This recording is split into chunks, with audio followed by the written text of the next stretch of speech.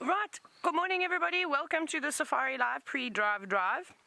We are just getting a couple of things ready still. We're still in camp. We haven't even left just yet. David, did you find your bag? I did. Where was it? It was tucked away in the side. David lost his bag. The shadows took them, or took it, and hid it away from him. Right, so welcome of course again. It's myself and David out on drive today. We got everything. Do you have your banana? Yes. Just have to make sure that the camops is fed. And remember we had this conversation about how much David, particularly David, Craig as well, and VM enjoy their fruit and their snacks for the sunrise safari. Not that I think we're going to have much of a sunrise. It is still very much dark and overcast outside today and windy. But we did hear lions roaring, which was exciting. Put the lights on. So we're going to go and see if we can find those lions that are making all of that noise. Whether we will, I'm not sure. But we'll give it a bash anyway. So James has gone up Vuyatela access and then he's going to go down Impala Plains because that's where we had Nena walking through last night.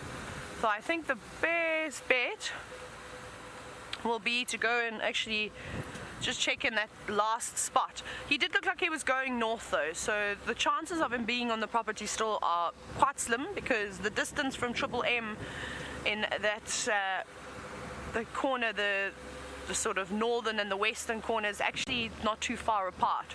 So it's quite easy for him in literally half an hour, maybe even less than that, to walk all the way straight through, especially last night. He was marching, as you may remember. So I don't know who's calling down here. We'll see how we go. Maybe we'll go see if we can find the Styx Pride again, because that was quite nice yesterday. And I know it was just a short sighting, just because of the limited light.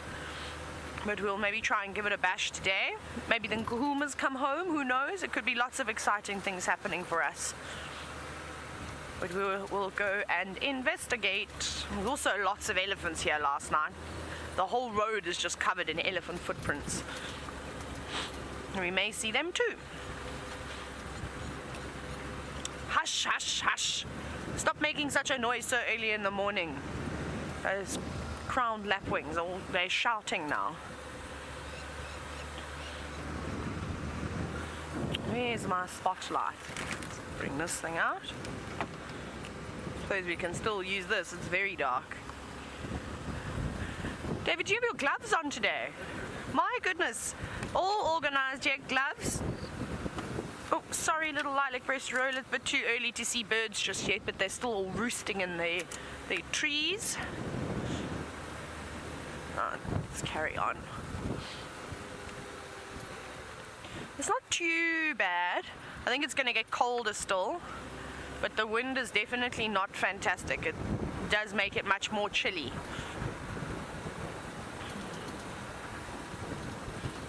But after yesterday, my goodness, yesterday afternoon, we know now that sometimes the wind doesn't even affect the animals. After that unbelievable elephant sighting we had, that was fantastic.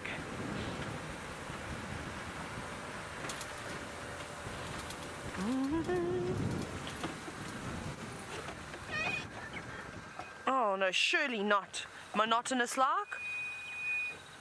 I cannot believe it. There are monotonous larks calling right now. Unbelievable. You guys never sleep. The party animals of the bush, apparently. We hear them more than we do owls at the moment. Or nightjars. We'll see you just now.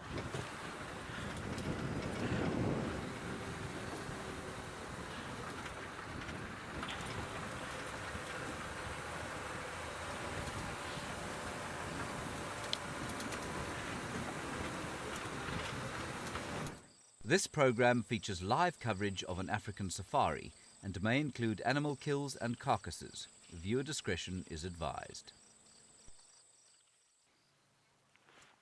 Good morning, good morning. It's very dark out here in the northeast corner of the world's most magnificent country. You are watching Safari Live. Ready.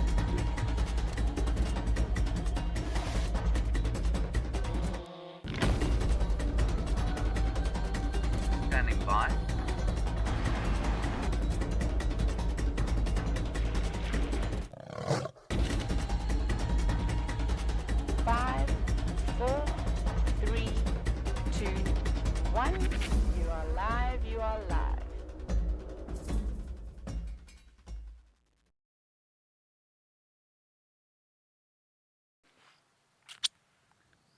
Works out at somewhere around 70 degrees Fahrenheit.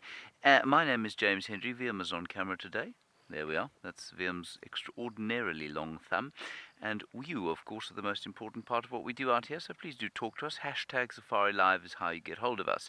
Taylor is out on the other vehicle. There will be no bushwalk this morning. Unfortunately, Craig, our cameraman, we think has come down with tick bite fever. That, of course, is surprising, given that he is Batman, and so we're all rather confused as to how the virus or the bacteria that form tick bite fever have got into his body. So we'll have to find out during the course of the morning and perhaps later today when he goes to the doctor. That is not actually a superhero. really He's just a very rich person that's got cool toys. right. I don't know if you heard Viam there. He said Batman is not in fact a superhero. He's just a very rich person with cool toys. Very good point. Okay, good. Let's go and look for some wildlife. I think perhaps, as Taylor was saying to you earlier in the pre-show, if you happen to be watching the pre-show of the show, we are all on the hunt for lions. They were calling around here yesterday. Styx Pride off to the west and Kahuma Pride off to the north. With any luck, we'll come across some of them. And in fact, the Torchwood Pride wasn't far from here either yesterday evening. Maybe we will meet them for the first time today. My plan is to go to the northern boundary and then sort of head, at least northern boundary, and then head down the western side and see what we can pick up there. And then we'll probably head towards the northern boundary and see what's going on that side as well. So, an exciting morning. It is very dark still. There's very little in the way of light. We've got thick cloud cover, but a little bit of it breaking up on the eastern horizon, which we'll try to show you when we get to a point where you can actually see the horizon. We're also hoping for a return, of course, of the royal family.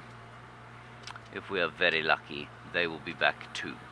Right, Taylor McCurdy would now like to say an official hello as opposed to a pre-show hello, and so I'm going to send you over to her now.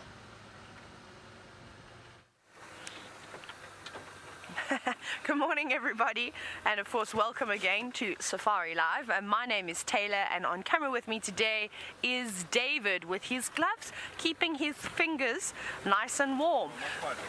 Oh, they're cut off, so they don't really, but they keep your palms warm, so they're palm warmers. They're not proper gloves. But you can't wear normal gloves though, David. No, not to operate this, not to take photos, not to do any of those things. So David's got the half cut off finger gloves today, but I hope that Craig makes a speedy recovery and the doctor tends to him and sorts him out today. It's never nice being sick, and it's never nice having tick bite fever, if that is what he has. It does sound like it though. Now remember, this is a live safari in case you've just joined us and you're unsure as to what Safari Live is all about. It's myself and James today, driving about looking for all these wonderful animals. And if you have any questions for us, you're more than welcome to ask them by hashtagging safariLIVE on Twitter. That is the only way to get hold of us. Woo! A couple of bumps over there. And well, if you watch the pre-drive that we did just a couple of minutes ago, I was telling you about the lions that we could hear, and I'm still also following up on there's much elephant dung and footprints happening at the moment, and it seems to be getting fresher and fresher. So I don't know who we're going to find first, either an elephant or perhaps a lion, which would be great. Going to be quite nice. So we saw a couple of the Birminghams. Well, I could only identify one of them as Nana. The other one, I wasn't too sure. He was laying flat on his back, and I didn't really get a good look at his face while he was with the Styx Pride. So we'll see who's making all of the noise in just a little bit.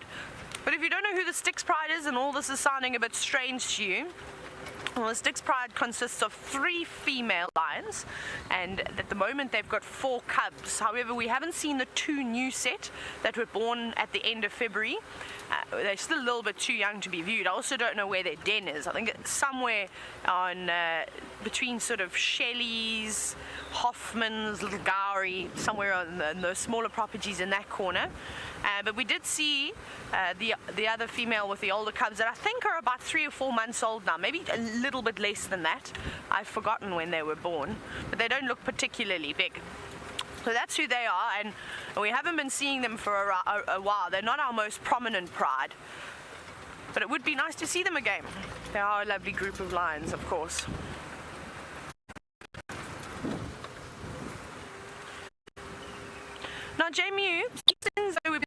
talking about lions, you're wondering how many lion prides are in the area. My goodness, it's actually quite difficult to say because we're constantly having new lions coming into these particular areas. But the areas that Wild Earth we can traverse on, we see the Styx Pride, and then the main pride that we see is the Nkuhuma Pride, which consists of 5 adult lionesses and 6 cubs.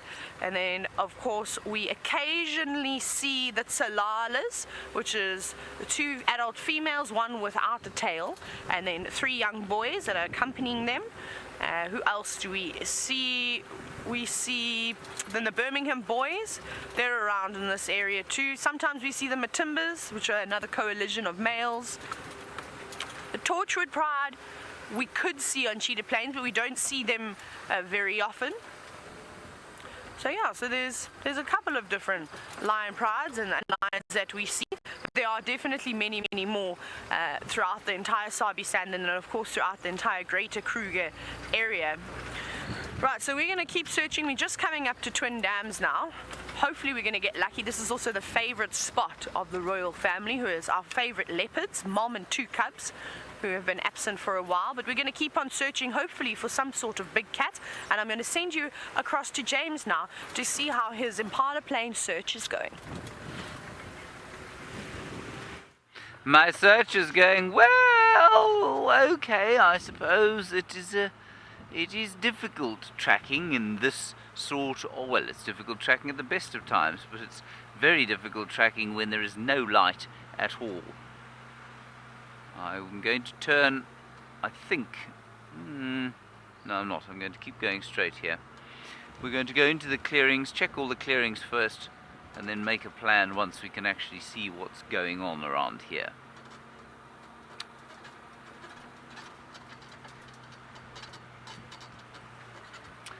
Hello Ash, all the way from Colorado. Thank you for your question, the very first of the morning. We have mentioned that Craig or Batman has got tick bite fever. Well, that's, I mean, our diagnosis. None of us are medical doctors, of course.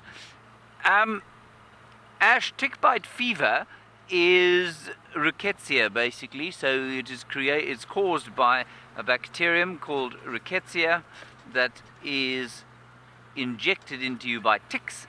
And unlike in the United States there, where you get Lyme's disease from ticks, thankfully we don't get anything quite as nasty. You get what we call rickettsia or tick bite fever here, which can, if left untreated, cause some fairly nasty effects. But it's very easy to treat with a course of, I think it's doxycycline, maybe tetracycline, but those antibiotics will fix the problem within sort of 2 or 3 days. So Craig should be right as rain after he's been to the doctor later today. Yeah, that's about all I can tell you about it. How it makes you feel, or why we suspect that he's got it, is that he's got swollen glands in the groin region. That's always a dead giveaway. Nasty headache, or sort of, yeah, I mean, it is a pounding headache, especially if you move your head. It's not quite migraine, but it certainly is very unpleasant. You can feel quite nauseous at times, and you definitely just get that very horrible, achy body feeling, where you really don't feel like you can move at all. And then it sort of goes in waves. So we think that's what he's got. He may just have flu. But hopefully a visit to some form of relatively competent medical practitioner later today should fix that problem. And I believe Lyme's disease is substantially more unpleasant than tick bite fever.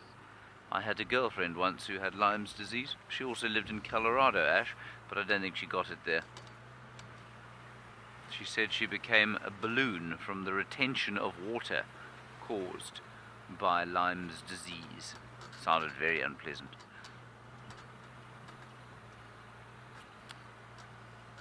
Right, let's have a look over to the west there. Let's just look out over Gazankulu there. Can you see Gazankulu there, Viam? That's Bushbuck Ridge, everybody, which is a settlement, and in fact there are lights dotting the foothills of the mountains all the way, almost from the northern side to the southern side. And that just gives you an idea of how many people live on the western fringes of the Great Kruger National Park in the lee of the Drakensberg Mountains there. That's quite a pretty little picture of him. Yes, well done. I nearly said lee, but I don't think that was the name. We've got a question about fleas, whether we get them here and do they carry plague, and that's from Tim. Thank you, Tim.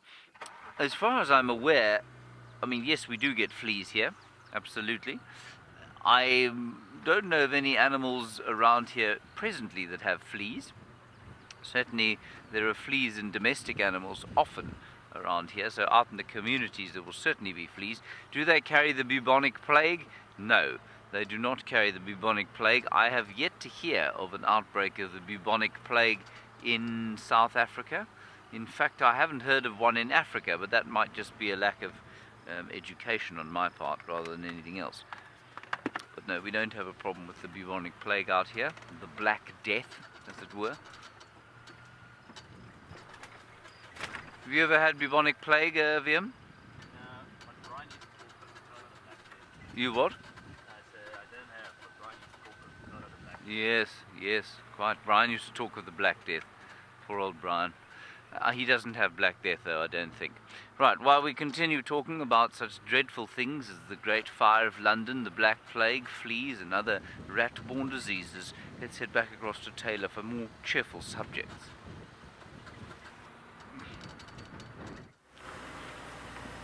I was just about to say, James, we've started off this morning sunrise safari with a bang, with all the happiness and joy that you can think of.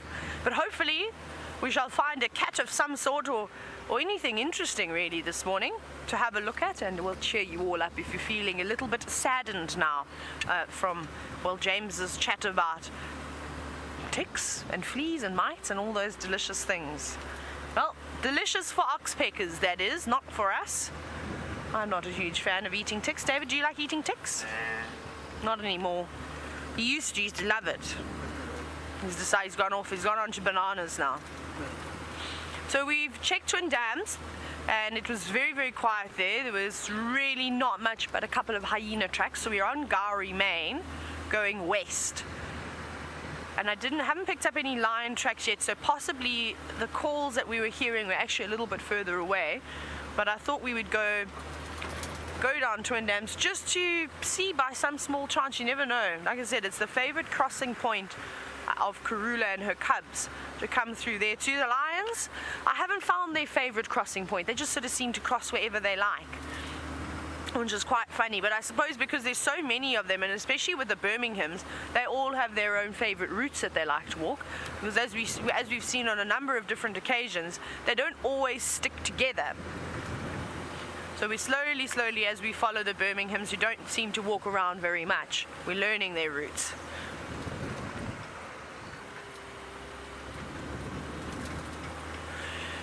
No, we're actually chatting about this topic. I think it was yesterday. The question is, let's just get rid of all those mumbly words. Now they're gone.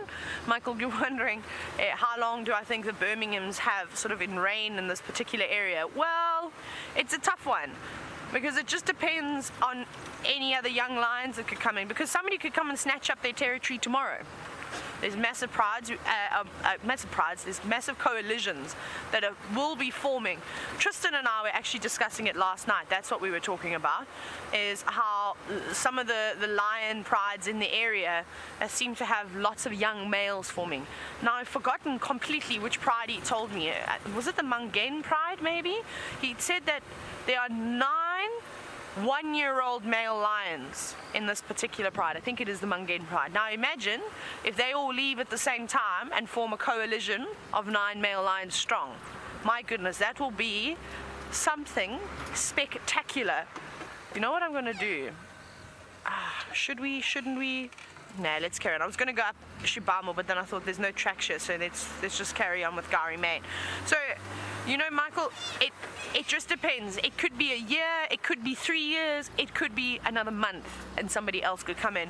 And some lions don't necessarily have a very long rain. Look at the Salati males, for instance, that took over from the Mabokos, the very famous lions that roamed the Sabi Sands, and annihilated them. And they were only in rain for about a year before the Majingulans came in and chased them out and you know, sent them with their tails between their legs running off, you know. Goodness, it's going to be one of those mornings today. So you really just never know. I always talk about the Eastern Bank boys coming in from the Kruger, sort of around Kirkman's Camp Skakuza, pushing in. I think those are lions to watch out for. And the Charlestons, I don't know what they're doing at the moment, but when these are lions, I'm going to go through just a couple of different lions with you, just to let your brain think. They didn't really have a great takeover when they took over from the Fourways males, who took over from the Sand River males and the Kruger male, and a lion named Freddy. There's a whole lot of different males on there. They didn't have particularly long reins. The Fourways males just walked out, they just left. But now the other day, the Charleston males were seen at Verbeni Gate, which is one of the Kruger gates, and the closest Kruger gate to where they reign is Paul Kruger, and that must be another, well, maybe 10, no, maybe even more, maybe 30 or 40 kilometers away. It's quite a distance. And that is very brave.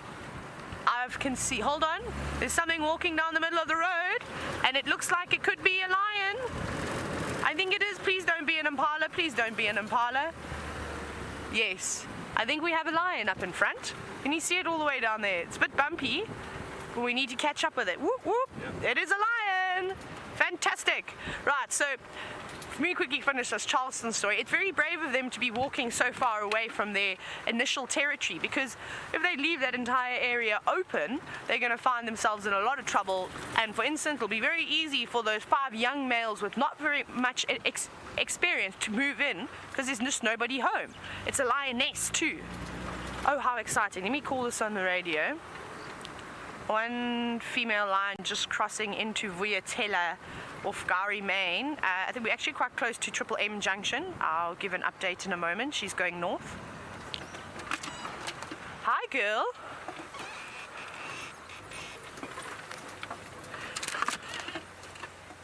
I've got one female lion.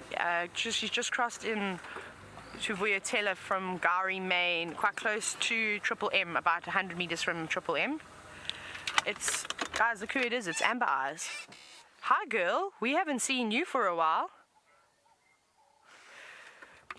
Alright, I just want to call copy taxi. I'll just Msfaga Jumbo, because she's I can see the signs on Triple M. She's calling, but she's now changed direction. She's now going east through the block. No, now she's on the fire break, going westish. Okay, let's keep up with her. It looks like Amber Eyes. Come on, car. No. Goodness gracious, these cars give us grey hairs. Sorry, David, there's so many fallen trees here. Again, last night you saw us trying to maneuver. Are you ready, David? Over the tree we go.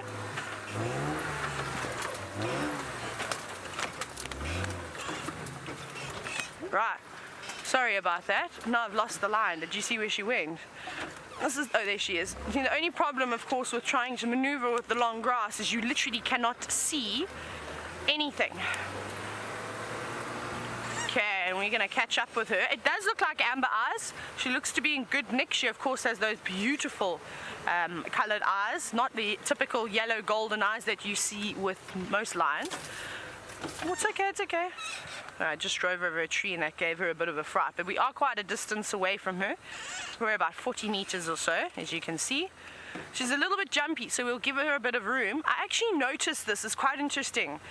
And I don't know why they've become so jumpy, but the last time I saw the Nguhumas, and particularly Amber Eyes and the youngest Nguhuma lioness, they didn't like vehicles. So I don't know if it's because they were in the Manuleti and just not seeing any cars for such a long time, that they'd become a bit nervous of them, or what the reason is, but we'll just make sure we give her plenty of room. Let me just update again. Yeah, taxi's mobile on the fire break in parallel with Gari Main towards Triple M. We're about to pop out onto Triple M now, Faga Jumbo. Just telling tax to get on, move on, because what What's wrong, girl? She's very unhappy, this lioness, and it's very unusual. That's very, very strange, because we're going so slowly. I'm actually still in low range, which means we can't go very fast.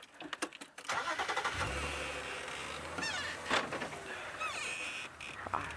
Let's go have a look. And she was contact calling too, so she might be looking for her better half.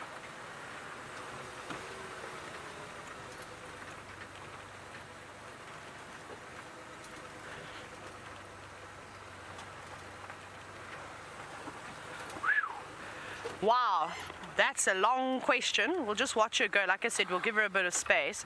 So, James, now you were wondering, of course, with this lioness, if her and the youngest Nkuhuma were to give birth and have cubs, would it take longer for her to introduce them to the rest of the pride because of the massive age gap? I think with our little floppy-eared girl, the age gap is it will be about 6 months.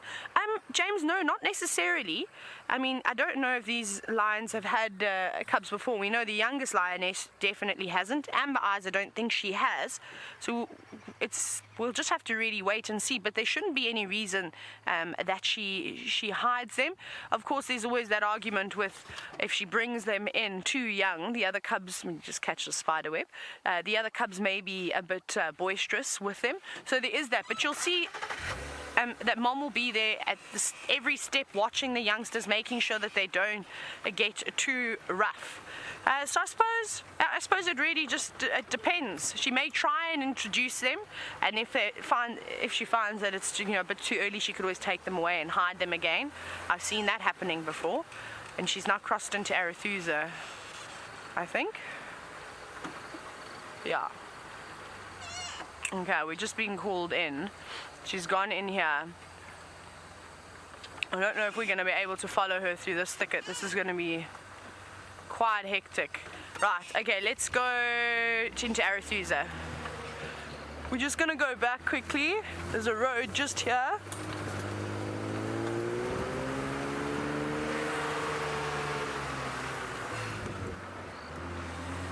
We're not far from it now. Okay, I can see it. We're going to turn out. We're going to try and get another view of her. We just can't, unfortunately, follow her through there. It's a little bit too thick. Okay, here we go. Right, let's quickly go. And then hopefully we'll find a road that runs parallel back with Triple M. But James, yes, I mean, we really just will have to wait and see how everything goes, really. You never know what may happen with lions. Okay, I can see some vultures roosting, but I think that they are just roosting. I also now need to get onto the other Game Drive channel. We'll talk to them in a moment. Let's relocate on this lion first. Right, we're doing a bit of a Ferrari safari, of course, but I think we should get her jumping out over here. Just don't want to give her a fright coming around the corner.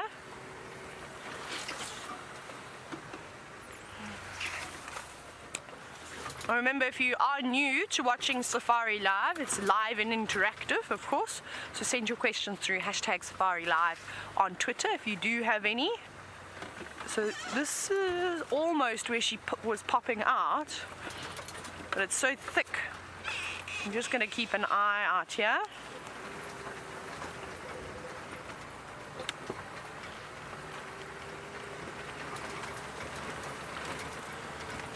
Where is she?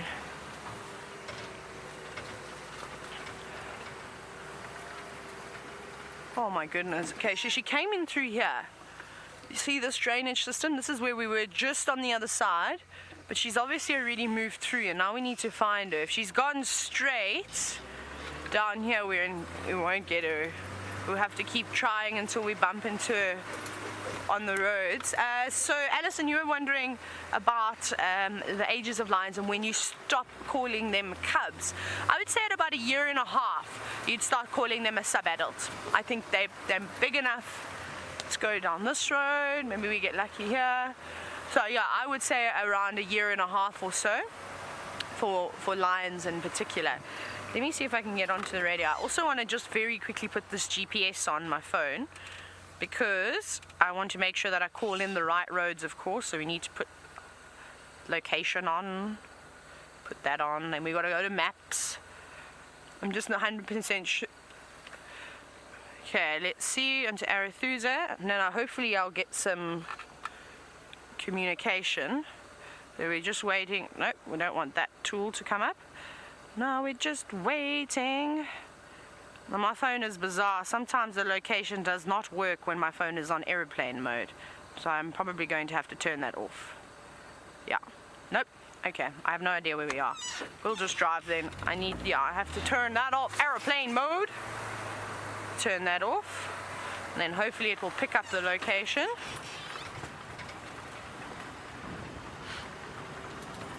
Right. Let's see if we can find this Leon before we call it in again. But she's zigzagging around. I also don't know which way she's gone. If she's just carried on going down here, if she's decided to change her direction and move further up west. This is the other thing. The ground is very hard here. It's not very sandy tracks, so I can't see any tracks at all. This is a tricky one. This is indeed a tricky one. Now I'm starting to hear the game drive radio too. So the other guards must be waking up. Let's have a look now.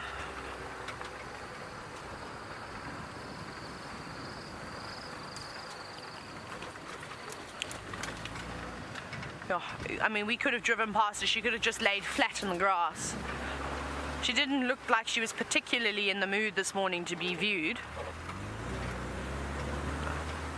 And now my mobile device is not working. Wonderful.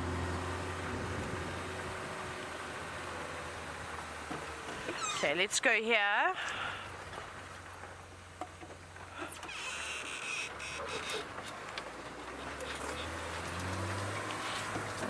Now, of course, this is the fun part. Trying to relocate an animal. It's never particularly easy. Whee! Over the bumps we go. But we'll just keep driving until we happen to bump into her again. These blocks over here are a nightmare if you go through. We actually can't go in here. Just because of all the fallen trees in this drainage system. I also don't know how wet the ground is with all the rain that we have been having. There's still been a couple of cars that are getting bogged in every now and then, so we don't want to take that chance. But it is indeed exceptionally difficult in the summer months. Right.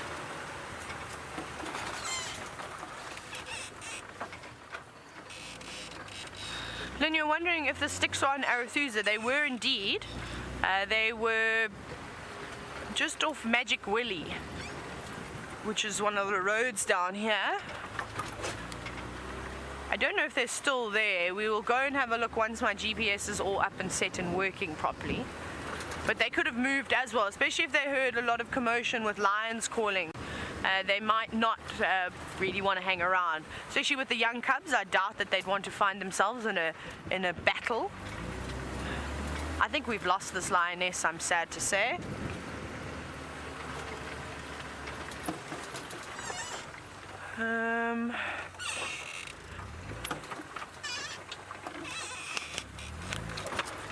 Hurry, David. These roads are terrible. Let's go up this power line road. This is one of the roads we actually drove last night when we were following Nena. It was up along here. Let's just go through it. See if we can pick up on this girl again. Like I said, I have no idea which direction she ended up changing in. She was zigzagging quite a bit. So I wonder if she was doing any roaring last night, trying to look for her friend, the youngest lioness. Right, so you're going to keep on searching around here, and I'm going to try and get hold of some of the guards to come and give us a hand. But it seems as though James has managed to find signal again. Let's go across and see how he's doing. What? Are you making a joke? We're live. I wonder why I can't hear anything. Hello, everybody. Sorry about that. I thought maybe there'd been a disaster in the final control. How very distressing. Could you speak to me, please? Hello? Oh, look at that. There, I've got you now. I did not have you earlier. Try again. You know what? The simplest solution, of course, is normally the correct answer. The reason I couldn't hear Megan is that I had turned down the volume. I do apologize. That is so gorgeous. Is it not gorgeous, VM? Yeah. So gorgeous. Oh. VM, why are you doing that to me? When you know that I'm not allowed to be doing what I'm doing now, why are you showing people that I'm breaking the law? Because we exceeded the shot length and now you need to talk. Don't you think we should have another look at it, though? Because it's very beautiful. I'll keep talking about it. Of course, read in the morning, the shepherd's warning. Luckily, VM, we are not shepherds, are we? No, we are not. And I can hear button quails calling in the background, but no big predators.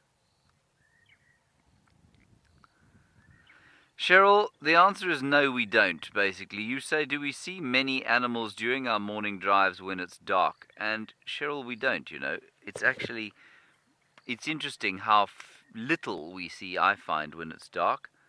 And I'm not really, I mean, I do know why that's the case. It's the case because it's dark, it's difficult to see.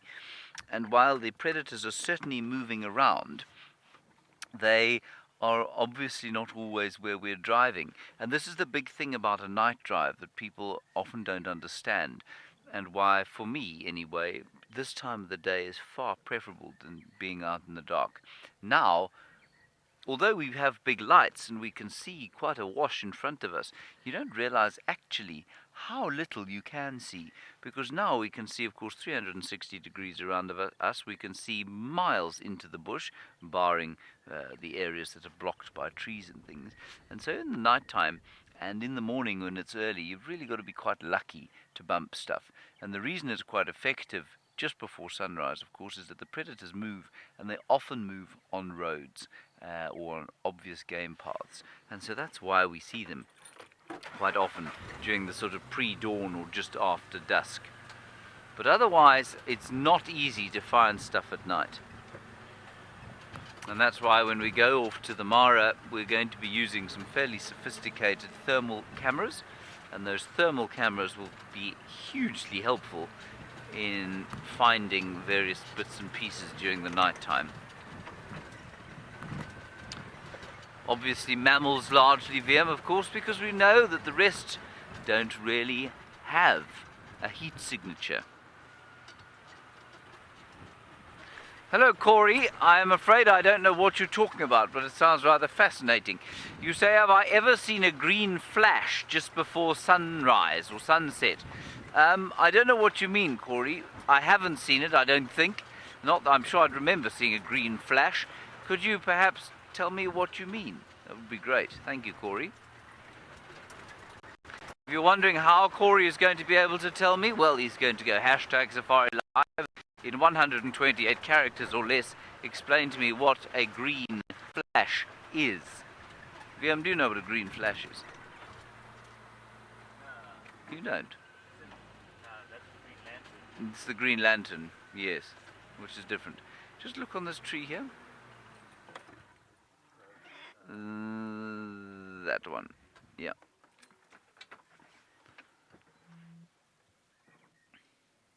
Look at that. Remarkable. Well, for me anyway. That's a grass species that has landed in a tree.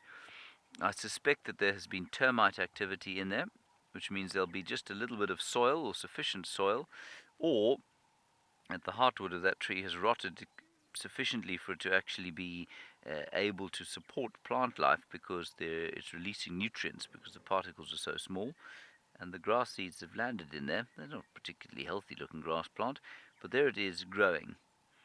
And it always reminds me, of course, oh, and there's a polyrachus ant, well spotted there. Is that what that is? Yes, it is. Polyrhacus the ant. It always reminds me when I see grass growing like that of the grass and plants that grow through the cracks in the pavement in towns, and it reminds us of how sort of temporary, I guess, our existence on this planet is, and how nature will eventually take over wherever we happen to be. Now, I'd love to tell you, or in some way link to what Taylor's been doing, but I'm afraid because I was so stupid and I turned the radio down, I don't actually know where she is. She might have been out of Mongolia by now. I'm going to assume that she isn't. Right, I'm just listening to an update now on the Game Drive radio about the Torchwood Pride. Yeah, they're not here. And I was reading, I mean, I've told it, I like to sometimes talk about the book that I happen to be reading at the time, and I'm reading something now called Born in Africa, and it's about human origins and human evolution and sort of the huge controversies that have resulted from the discoveries of the hominid fossils in Africa. And when I was talking about that grass plant, I was reminded how very brief our history as a species is. Of course, the world, we reckon, about 4.5 billion years old or so. And once we start using terms like billion, I really don't think we're able to truly fathom how long that is. But our human origins began probably about 5 million years ago, when our ancestors split from the common ancestor of the chimpanzee. But as modern or anatomically modern human beings, we've only been around about 200,000 years. That is a blink of time.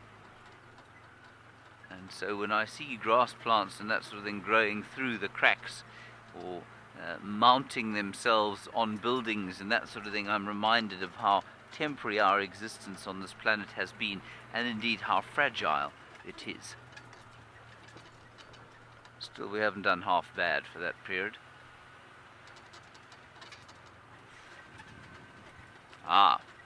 The green light.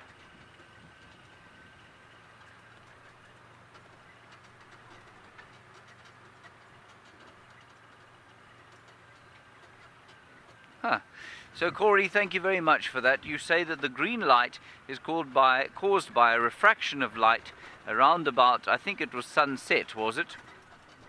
You say it happens very rarely, it happens only for about a second at a time, and you get this flash of green, and it's only been photographed a few times. That's wonderful. Thank you very much for that. I shall certainly look out for Corey. I'm pretty sure I haven't seen it. There's a bird, Viam, on account of we find any leopards. Let's look at the bird. The European roller. Beautifully framed by the sky.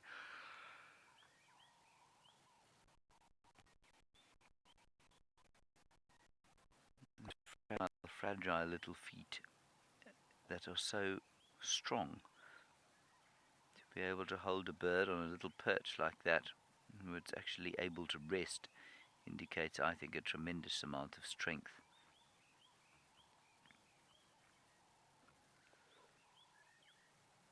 Interestingly, the European roller is silent in Africa because it doesn't breed here.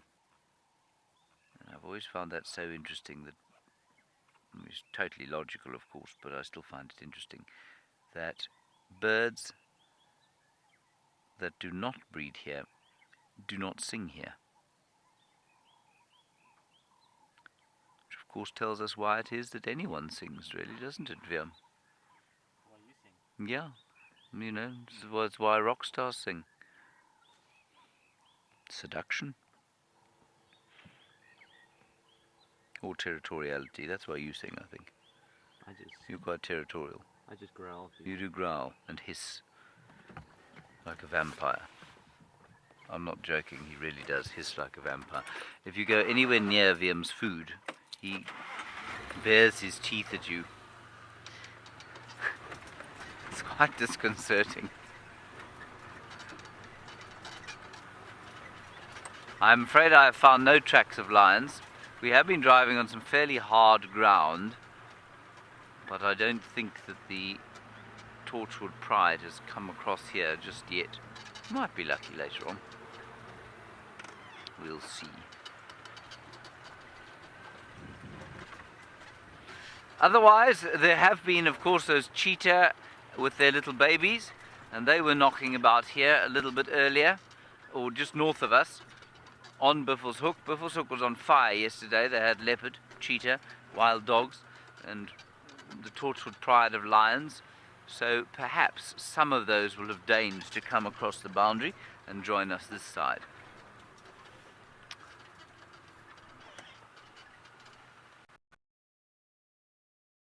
I would like you now, please, to go across to Taylor and get...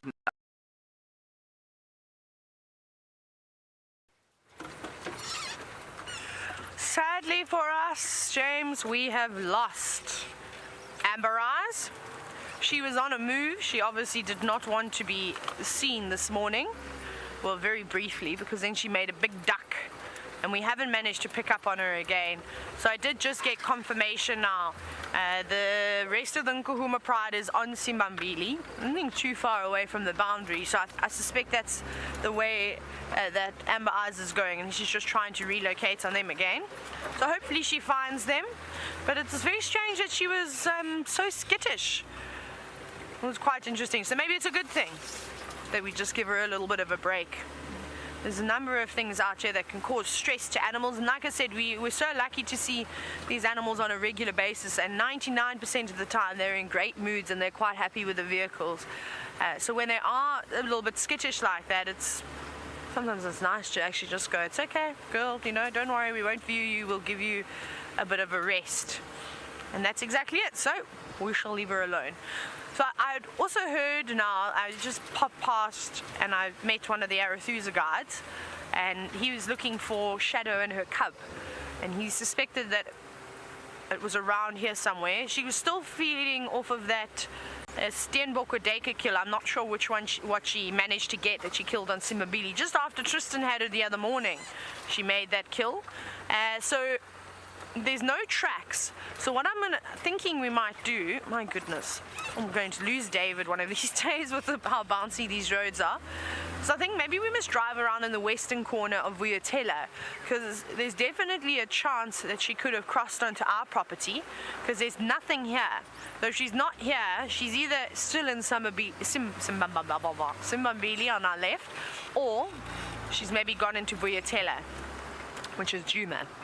So let's go have a scratch around there. Maybe we bump into a lioness walking around too. It sounds like the Styx Pride has moved on. They're not in the same spot as last night either. It was lots of action last night, and it was good hunting weather though. It's definitely good weather for these cats to move around.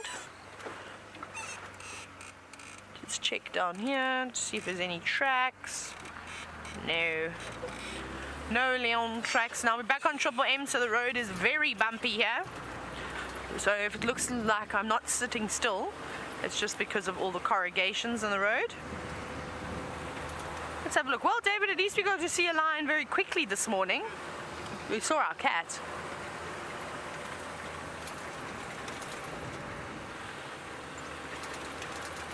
Now, Breathe, you're wondering which are known to be more aggressive, male or female lions. It depends, Breathe, because if you see male lions fighting when they're perhaps chasing another coalition out of their traverse, it's unbelievable how they fight. It's actually super aggressive.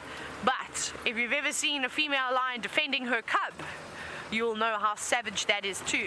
So it really does just depend on the circumstances, and also you'll find when prides do get into fights, say with the dominant males versus the pride of females, all those girls will turn on that male or those males and have a go at them. When we saw it when Brent and Brian had that most unbelievable interaction between the two Birminghams, it was Mfumo and Tinyo and the Nkuhuma Pride, where there was obviously a female in Estrus, and they were both fighting for dominance as to who was going to mate with her. And the two of them started swatting away at each other, and then the girls joined in too, and they just slapped left, right and center at both of those boys. So it really does depend. I think I'm more nervous of a lioness when there's cubs around. I think that she would give you a run for your money. Big male lion, yeah, they're intimidating. I think that the girls have got a little bit more power, more oomph, I suppose. Right, we're coming to the area where Shadow was sort of last seen, and I haven't seen any tracks yet. We're just going to check here carefully, but I think we will do a couple of loops around here. Shadow likes these corners near Triple M, so you just really never know. So we're going to keep, so apologies if I don't turn back and look at you all the time. I of course don't want to lose out on a sighting like Shadow and her cub, so I want to make sure that I'm giving 110%. Oh, and as you can see, it's very bumpy, of course. 110% at not missing any tracks. Just check here. She loves it here. And wouldn't that be a fantastic day to see Shadow and her cub? I haven't seen Shadow in a long time. Doesn't look like it. Someone reversed here.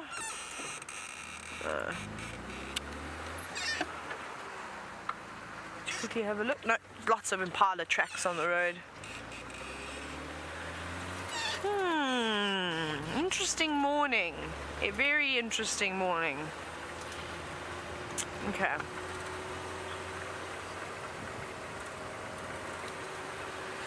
Right, so I believe all of you are wondering if Shadow has 1 or 2 cubs.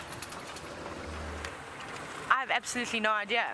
They have only been seeing her with 1 cub, but again, I haven't seen her. It isn't uncommon for leopards to lose cubs and only having 1 survive. Remember, it's tough for them out here. Baboons, hyenas, other leopards, lions. There are a number of different things, even big eagles. Like I said, I've seen a tawny eagle almost snatch up a leopard cub before. So it's very, very difficult to say, and we cannot speculate as to how that cub died unless somebody saw it happening. I don't think it's fair to try and try and decipher as to what has taken the other cub. But if the guides are seeing her and she's only with the 1 cub, it makes sense to think that the other one is not around. They're very young. They wouldn't be wandering off on their own without mom. So possibly that there is only the one left. But you never know. I've also seen it where mom sometimes loses cubs. I've seen that with lions before, where cubs have gone off wandering. We saw it with who were the wanderers again, David? Was it from the Styx Pride? Or was it the Ngumas? No, it was the Styx. I think it was the Styx, if I'm not mistaken. Sure, right when I first started, there were those 2 cubs that just disappeared when there were still 8 Styx cubs. And remember, they disappeared and then they came back. They were known as the Wanderers. Oh, it was the Nguma Pride, not the Styx Pride, the Nguhumas. So this is where that male lion walked last night. Let's go check Buffles a cut line, I think. So the Wanderers came from the Nguma Pride. My mistake. I thought it was the Styx for a moment. Yeah, so it's just one of those things, really. But again, we can't speculate. We can't say that the Nguhumas ate Shadow's cub. We can't say that a baboon did it or a hyena did it or another leopard, because none of us really know. Unless you were in that sighting and you physically saw it happen, or you found the carcass and you could investigate and see maybe the size of the teeth and things, it really is impossible to say. It could, if that cub is not with us anymore, it could even have just been something like a disease, a virus, a bacteria. At that young age, they're also quite vulnerable to diseases and any bacteria. They haven't built up a strong immune system just yet. So there's a number of different things that could have happened. It's just one of those things, and it is very, very sad, and it's never nice to see. So maybe it's a good thing that we didn't see something like that happen, because it can't be very pleasant at all. I know I wouldn't want to see it. It's not on the top of the list of things to see. I'd get very emotional about it, but of course we have to remember that this is nature, and this is just one of those things. It is cruel. It is, well, to us it seems cruel, but out here it's just completely normal. We're going to quickly head towards Sydney's dam, and there's a couple of gremlins around there, and just check to see if we can find some lines. So I'm going to send you across to James and see if he's still talking about the different colors of the sky. I'm not talking about the sky. What we're going to discuss, everybody, is the different colors on that laughing dove that's just left us. Unfortunately, we also now cannot move anywhere because the signal on this vehicle is not sufficient for us to move, so we're going to have to find something interesting here. Well, there's a spider hunting wasp there. Can you see it, Vim? There we are. Well done. Yes, good. Spider hunting wasp. Quite possibly looking for baboon spiders inside the termite mound. That is awesome. I've often tried to get a cameraman to do that. I've never succeeded. Well done, Vim. Good. Spider hunting wasp. We've got some Chloris roxburghiana, the feathered chloris grass plants there. Very pretty indeed. In fact, let me go and just quickly get up there and have a look, because from here I cannot see properly.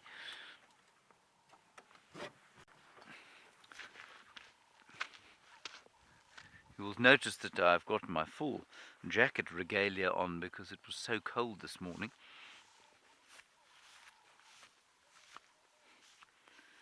I'll bring you some chloris.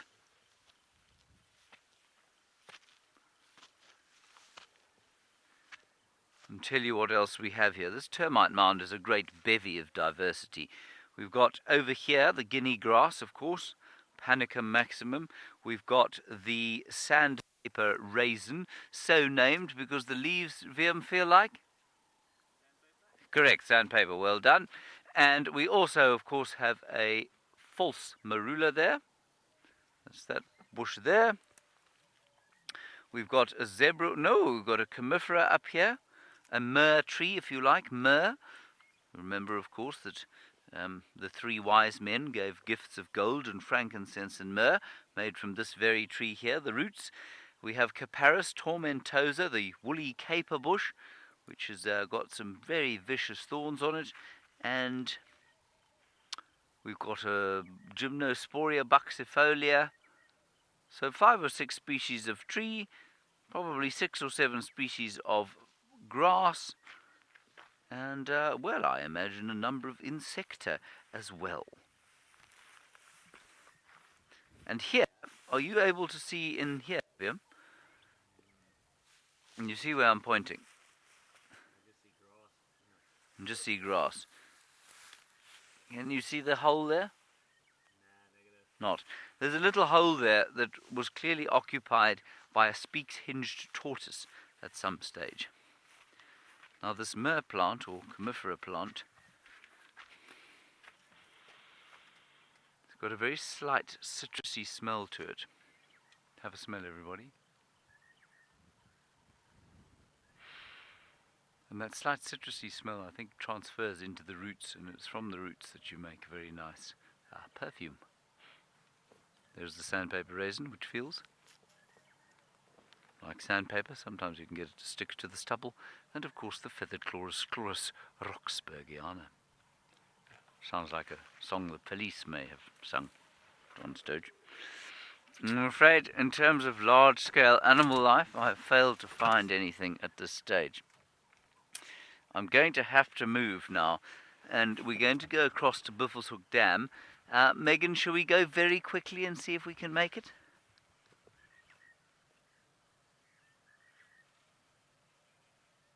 What did she say? Right, okay, we're going to head back to Taylor then, and I will see you hopefully at Buffelshoek Dam shortly.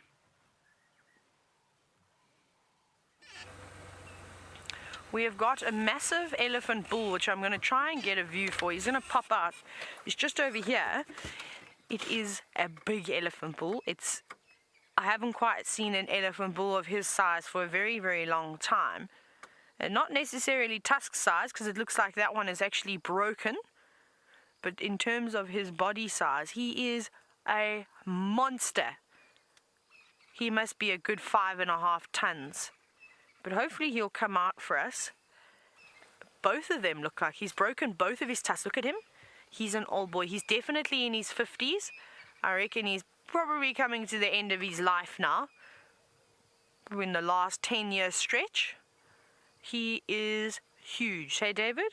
Yeah. He is really a very, very big elephant. Now, we're on the fire break, and he's moving away from the fire break, but we'll try and stick with him as long as we can. And you can see, of course, the bar is going to pop into frame every now and then. We still have our roof on because we weren't sure as to what the weather was going to do. But he is just plowing his way through all of this vegetation with absolute ease. My goodness, he must be an absolute... He's huge. He must be the maximum weight and height that an elephant can get. He's easily standing just over 4 meters tall at the shoulder. Now, I wish he would come out into the open so I could just show you how he even dwarfs trees, big trees. And he's massive. Even Daryl, that big elephant that we sometimes see, he can't even compete with this elephant bull. He's just that much bigger. And those tusks you saw, you can imagine how massive they must have been. They've both sliced off. And I'm sure that they're quite sort of sharp edges. Might be able to hear him munching and flapping his ears. Now, as we look at his tusks, I'm sure a couple of you are wondering if they will regrow. And Tracy, you've actually just asked that question. Will his tusks regrow? They will indeed, but you see, they don't grow from the tip. Is it broken, David? It does look like it is broken. Yeah, there we go. It's sliced. We haven't had the greatest view of him. He's walking through all this thick stuff. So it grows at the base. So it's like a tooth. Essentially, it is a tooth. It's just a modification of a tooth. So Tracy, they're growing at the base. And if any of you have ever seen ivory, and I hope that you haven't, but sadly I have, in Zambia, we came across many elephants that were poached, and we had to remove the tusks if the poachers hadn't got away. What I'll do, David, should I go back a little bit? We'll go back, and then hopefully we'll get him as he comes out this next gap, because the vegetation is starting to thin out now. So we'll just wait patiently for him, because I think this definitely could be worth it if he comes out over here. Actually, wait, David, we'll get a view. Is this a road? No, it's not a road. I thought it was a road. Oh no, don't go that way, elephant. Just turn like this. You can just sort of see him. So it's very sad, but I have seen massive ivory from an elephant that was poached, and it was so fresh. It was done that night. They caught the poachers and they confiscated the ivory from them. You will not believe the nerves that they have. I'm actually going to try and draw it for you while you look at this elephant. It's very difficult to explain, but I think if I draw it, I'll maybe do a better job. So I shall just get my notebook out and find a blank page. But, right, let's do this page over here. Just as you watch him, he's moving quite a bit.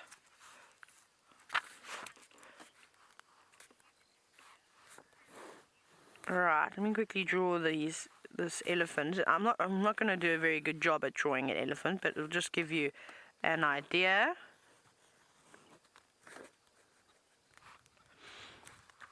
Big tusks. Not a very good elephant, but as you go. Okay, cool. What I want to show you is he's moving off, but we'll try and catch him again. He's not in a particular hurry. Actually, let me put it here. So, okay, it's a terrible elephant. Please don't laugh at my elephant. I don't actually want you to even see that.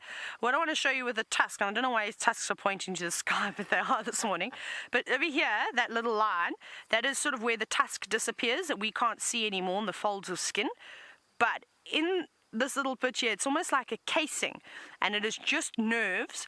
And what it reminded me of was actually an octopus tentacle. So if you think of the shape of an octopus tentacle without the little suction caps, but sort of that long with a point to the tip, and then it's weird, it's quite fibrous as well, but it's just muscles and things like that, and all the nerve endings that are all in here. But it's almost, I would say, at least almost 2/3 of the tusk has actually got those nerve endings. So if that elephant had broken his tusks, I reckon another ruler's length further up than what they are at the moment, it actually would have been quite painful for him, because he would have hit the nerves. There's so much of it that we don't get to see.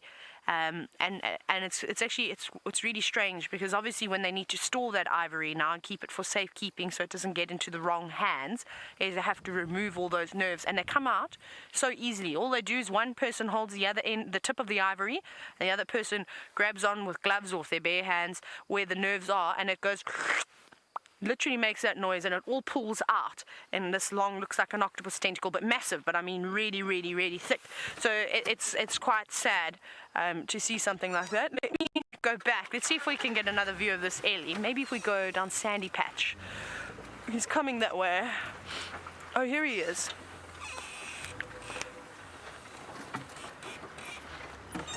Okay, so that's actually quite nice. He's changed direction again. We've just got to do a 77-point turn. Now, Feather Beautiful, you're wondering if an animal needs help, will we interfere? No. Only for a couple of reasons. Oh great, we're going to get a view of him. We'll go wait for him on the road. If an animal is injured due to human interference, so say a snare from poachers, a gunshot wound, anything like that that is an injury sustained because of us, it wouldn't be there if it wasn't for humans. There he is, look how massive he is. Then we will intervene, we'll call the vets in and they will come and assist. Other than that, we let nature take its course. If this bull was fighting and he got a stab wound from another elephant bull, we wouldn't intervene. We'd let nature just take its course. Now, he's really a beautiful elephant. Like I said, I think he's well past the prime of his life now. He is massive. Look at the size of his trunk. Look how thick that is. I mean, I think his trunk is probably, I don't even know how to describe it. David, I reckon almost the width of your body. So he's that big. Let's go forward. We'll catch him again. And he's not in must, which is really nice for a change, because all the bulls that we keep seeing all the younger bulls are in must at the moment. And this chap, he's not. Whether he's still mating with the females, I'm not sure. But he's got so much experience on his side, I'm pretty certain that he could give a hiding to some younger elephant bulls, even an elephant bull the size of Daryl. And he's got decent size ivory on him too. We're going to catch him now. He's going to walk right here. But I don't want to get too close to him. I'm going to just sit here. Just see how he is. Let me go forward a little bit again. Hi, boy. He's smelling us very subtly. See how he's curled his trunk? He's just picking up on our scent. Hello, big boy.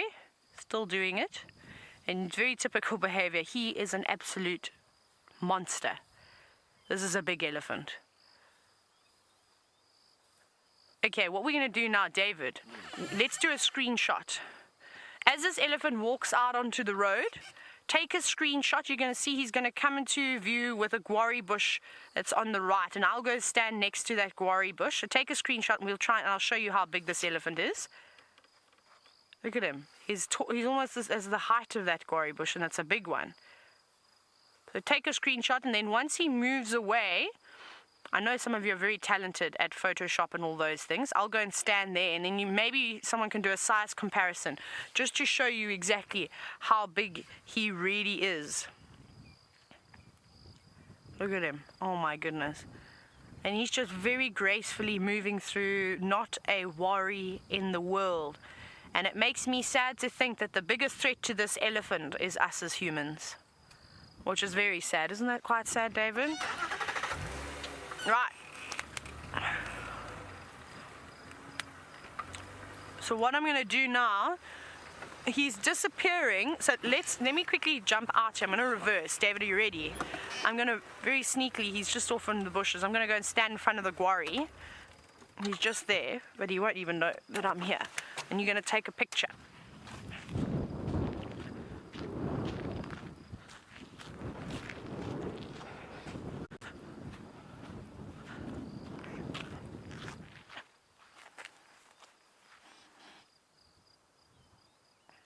Is that long enough, David?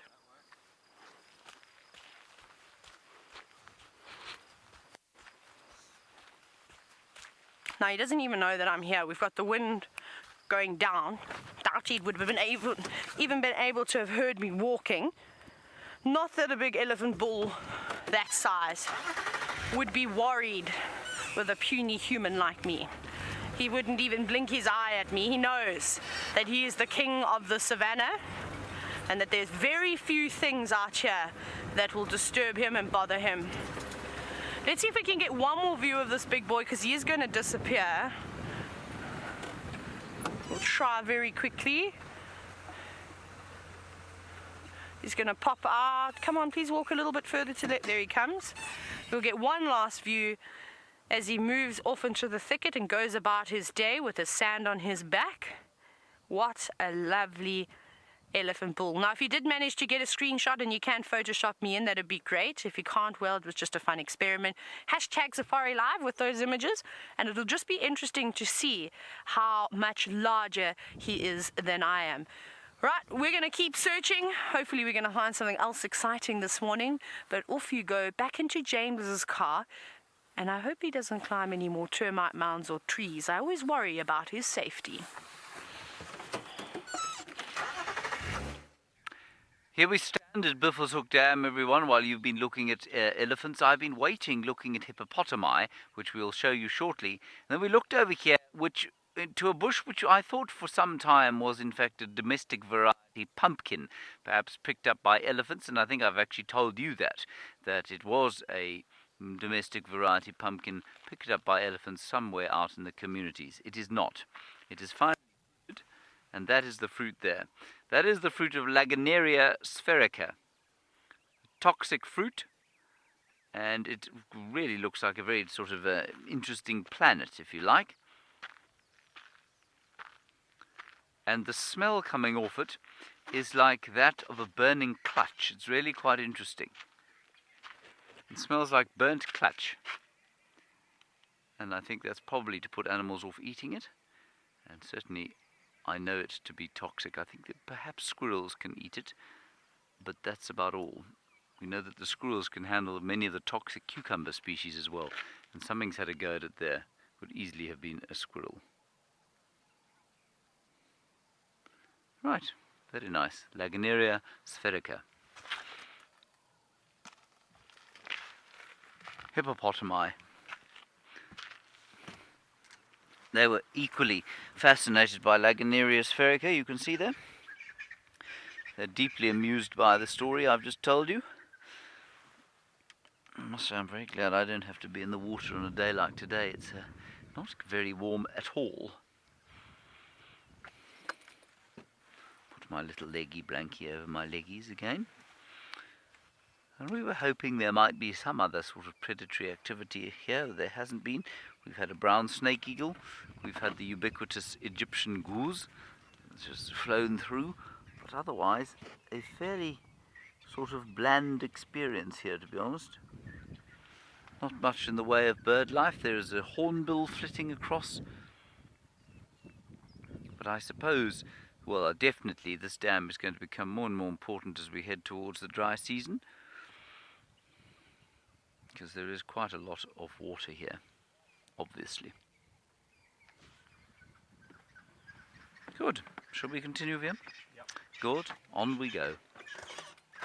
Laganaria spherica. I'm glad that's not a domestic pumpkin.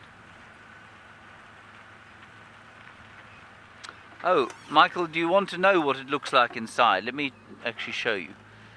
You say, what does that Laganaria look like when it's opened up? Well, it just so happens that I can still find this one, and I've got my knife with me, and I will cut it open for you, Michael. There's no need for me to tell you.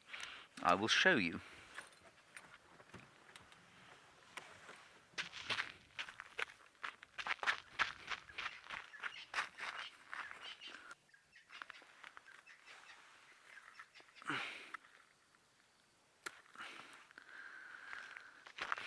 And I must remember now, of course, and this is, I mean, if you have young viewers, this is very important for you to realize. We do this on the bonnet.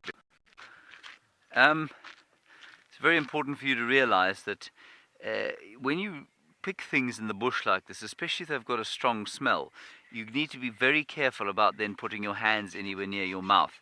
So I need to remember as I drive around for the next 2 hours or so not to sort of scratch my mouth or my nose area, because whatever toxins there are inside this plant could easily get onto my mouth, and then I could ingest it or swallow it, and that wouldn't be very good for me. So that, Michael, is what it looks like. It looks like a squash. I suppose that's not very surprising, given that it is probably, I wonder if it must be related to squashes, especially given its growth form. Marvellous. Do you want to eat some of them? Do you want to try it? You had breakfast already. Okay, good.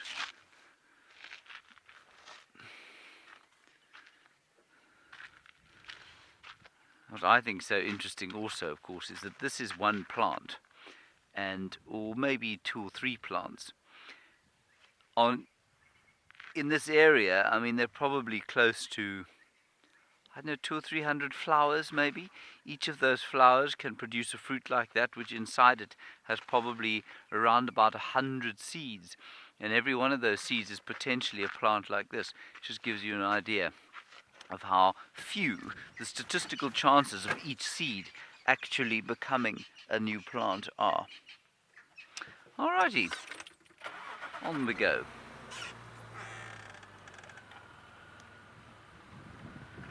Hello, D. Smithy. I'm wondering if the Lagenaria spherica is invasive. It isn't at all. No, it's not very common. I mean, it's not uncommon. It grows around here.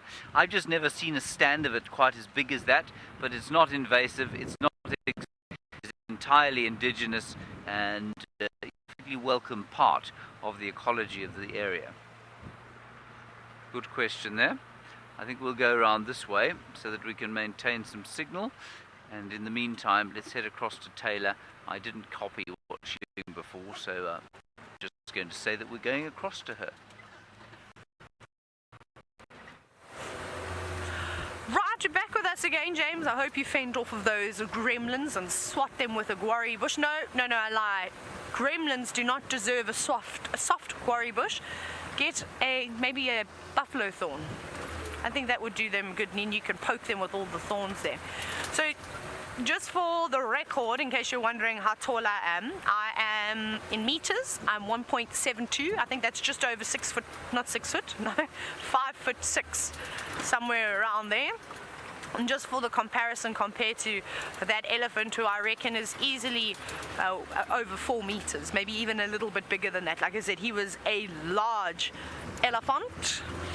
So David and I have been discussing now as to what we are going to do next, because we've actually had some great sightings already. Even though they've just been short, we've had them, which is nice. So I thought if we maybe go and have a look at the Chitwa Dam, we'll just have to first find out if there are any guests sleeping at Chitwa, if they are sleeping in the lodge. And unfortunately we won't be able to go and park at the dam, because the dam, and we'd be looking straight onto their rooms. I don't particularly feel like seeing anybody having an outside shower. That wouldn't be too fun, or in their robes. We'll give that a skip today. So we'll go there, and then if we don't have any luck, maybe we'll zip onto Cheetah Plains and try our luck that side. Hopefully it will be, well, rewarding. Who knows? We're having a good morning already, so maybe our luck shall continue with this wind. So we're just driving around. I don't think the hyena den is going to be active today. It's too cold, a bit too miserable. I'm sure that Ribbon will have her 2 cubs cuddled up inside that burrow. Squirrels that are alarming, but they also shout for absolutely nothing, so we won't bother with them. Let's go have a look here. What are we going to see? What do you think we're going to see next? Maybe the McCurdy-Hurdy. A hyena. David thinks you're going to see a hyena next. I have no idea what we're going to see next. A bird. Crowned lapwings. Where are they? Always here shouting. We'll probably see them. Or hear a monotonous laugh. Hey, hang on. There's fresh elephant feces around here. Where have they gone though? I think they've gone into the valley. Maybe we'll quickly drive onto Rebecca's and have a quick look around there. The elephant tracks are sort of going that side. There's the McCurdy-Hurdy. Wait, let's go say good morning to them. I don't think we've seen them yet today. Hi guys. Morning everybody. They don't look very impressed. Look, and there's more of them today. We'll just park here. We'll keep our distance from them. Of course, it's a little bit windy. You can see the impala are already starting to get a bit jumpy and move off. But there they are. Zebra, impala, and then where's our friend the wildebeest that hangs around with them too? Shame he hasn't got very many friends at the moment, so he's got to make do with other species. But that, of course, is exceptionally common, to have many different antelope species, zebra, wildebeest, you name it, all, well, living together. There we go. That silver cluster leaf is making for a good scratching post, isn't it? My goodness. You know what? I don't know if, David, do you think that everyone will hear the sound of the rustling of the leaves? Or was it a bit too faint? Should we give it a bash? It's actually the most lovely sound out here in Africa is when we do have a bit of wind, is to hear the leaves. It reminds me of the ocean. So let's have a little listen.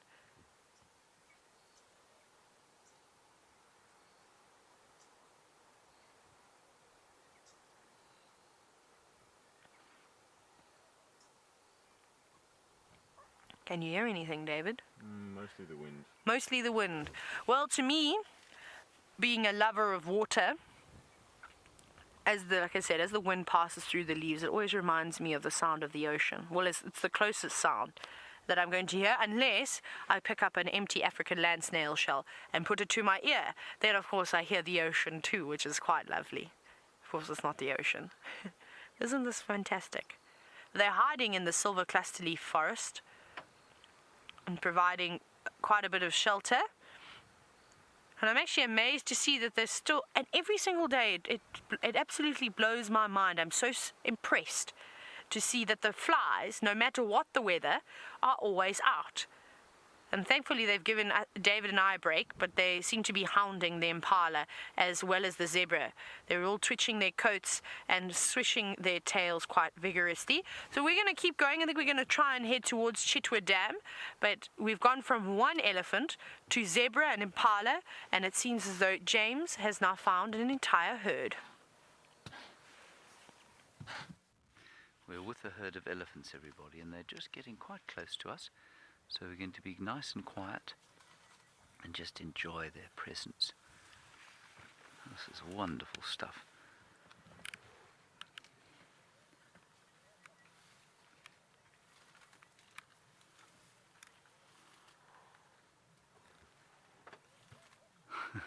This little thing eating next to us. Slightly larger one coming down the road. But not a big one.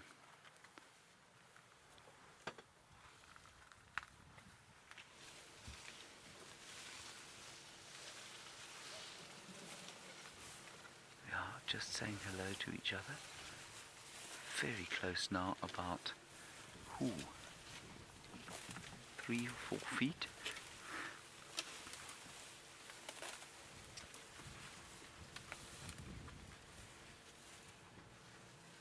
This is very special.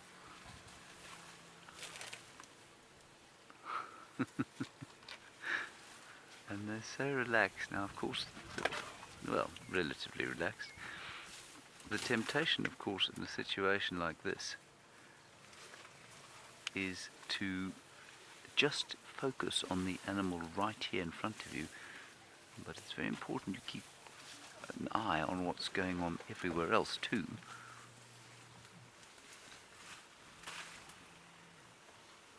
And we have the whole herd just moving gently past us.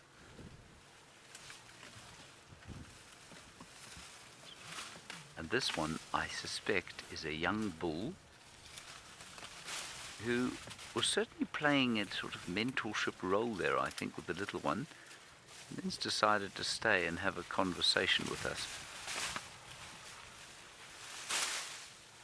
Hello. He's very cool.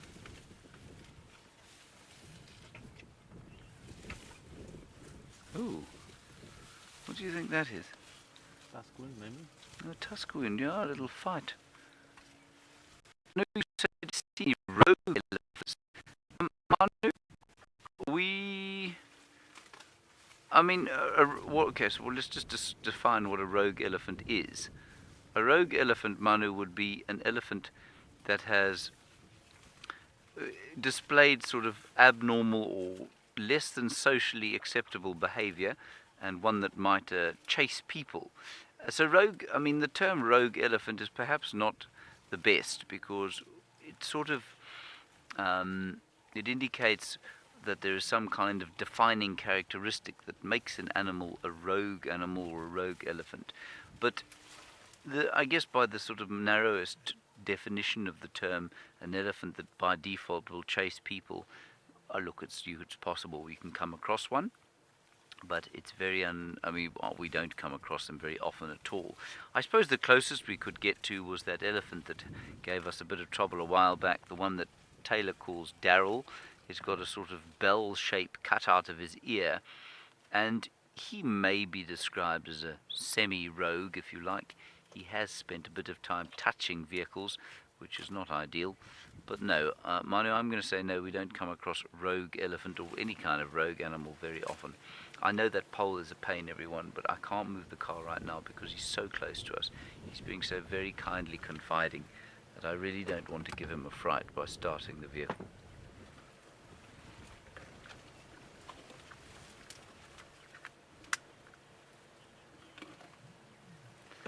And William, you say, do I think he's feeding near us on purpose?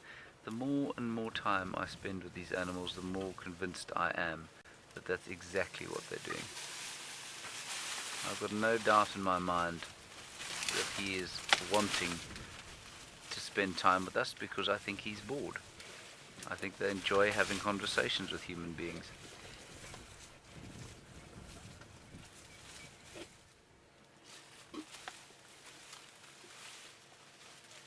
I just think it's fantastic.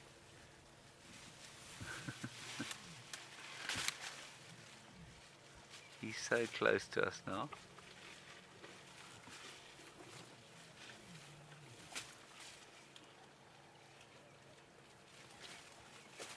And he's not vaguely irritated by the sound of my voice. And the reason I'm not worried is because he's a youngster. He's not a big bull. And he's also not showing any signs of genuine irritation.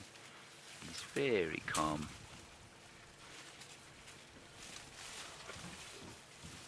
Just feeding quietly. And elephants, if you've had time with them, they will always demonstrate to you, they will give you some kind of indication as to whether or not they're happy. Now he's thinking about whether he should come even closer now. He keeps twisting his trunk towards us to have a bit of a smell.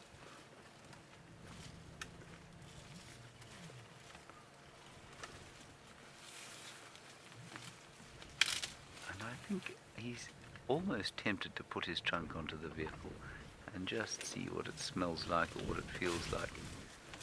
Now we don't want to encourage that sort of thing, because it can become a problem a little bit later on when they get a little bit too comfortable, and you want them to just have a slight wariness of you, because of course they are so much bigger and stronger than us that we don't want them to be, you know, on a bad day, on a day they feel irritated, when they would normally take their frustrations out on a tree. We don't want them to take their frustrations out on us. So we don't want to encourage them to touch the vehicles ever.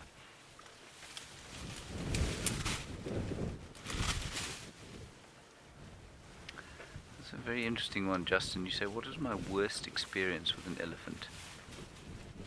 I'm trying to think about bad experiences with elephants.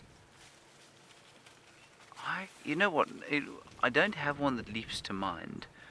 There have been a few times, certainly in the early part of my guiding career, when the elephants were just not nearly as comfortable as they are with us here.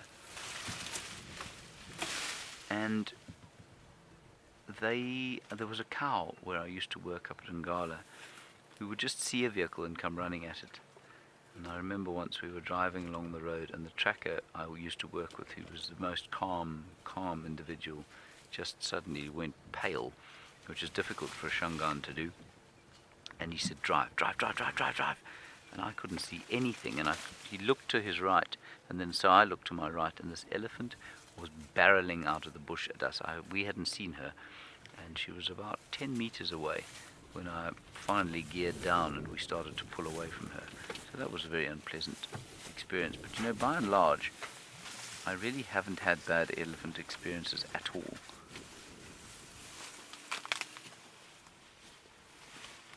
That was just very, very special. Have you? Did you enjoy that? Mm-hmm. Yes. Right, I think are there a few more? I wonder if it's not worth us just perhaps staying with them and we'll see if we can't catch them having a drink at the dam. They might go back there and do that. While we're not staying with us. Okay, so no, we're not. We're going to go across to Taylor. We'll just assess what's going on with this herd and see if they're going down to the water. Ah. James, I'm so happy that you're having such a fantastic elephant sighting. It was sort of like my one yesterday. And I'm glad that of all the animals that normally hide away on the windy days, the ellies are out, so that's great news for us. And I've just been seeing loads and loads of elephant footprints and tracks, but sadly, no elephants to go with those footprints. But we're still making our way down towards Chitwa. We're just going via everywhere. We're going to check Treehouse Dam, have a quick look around here, see if there's anything happening, and then we'll start going south. We'll jump back onto Gowrie Main again. Let's have a look. It's very quiet on the radio this morning as well. There's actually not much chatter. Oh, you know what? I don't even know if anybody's mentioned this to you yet, and I was supposed to do it yesterday, but I completely forgot. So a couple of my friends actually staying at Gallagher Lodge, and now they're able to traverse on Buffels Hook. And on Buffels Hook there was a female cheetah with 3 cubs. How exciting is that? And she took down a young kudu for her little cubs. The cubs look little. I'm not sure how old they are. Definitely maybe about less than 6 months, so not particularly big. So that was really nice that there's a female with cubs, because the other day we were getting into a conversation talking about when last have we seen a female cheetah with cubs. Well, there we go. There's one here now, which is quite exciting, and hopefully she decides to come a little bit further west, and maybe we'll get a view of her. She's not far from the Buffels or cut line either. But there's very little here, except one impala who's now running away. No, now I'm trying to get him in frame for David, but he keeps moving out. Hello, boy. Are you holding on to this for your territory? You can see the bigger boys, like we've been seeing at the pans, the favorable spots, starting to separate slowly. What is on his nose? He's got little white speckles. Is that hair? It looks like it is hair. Look at us, please. Impala, hello. Please turn your head and look towards me now. No, he doesn't speak English, this one. I don't know what those white things are in his face, if it's just maybe grass seeds or if it's hair that's been tainted that color. I'm not certain. But he's a big boy. He's beautiful and a little bit cold today. See, his coat is all fluffy. Not as smooth as what it normally is, but that's just to help keep him nice and warm. Look at that. Their coats are actually quite thick when you see them ruffled up like that. Normally it looks like they haven't got much hair covering their bodies. I reckon you could run your fingers through that and they'd probably get lost in this animal's hair. They're lovely. Hello, boy. You are very handsome. You can hear the monotonous larks and all the doves now.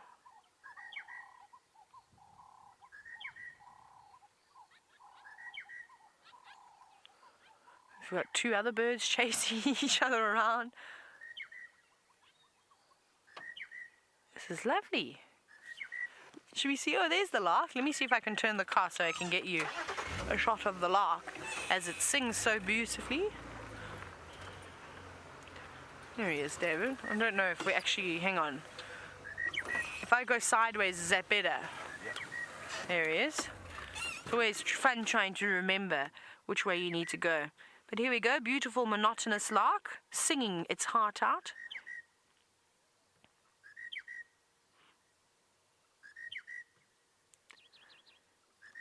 They always seem to be such happy, cheerful birds.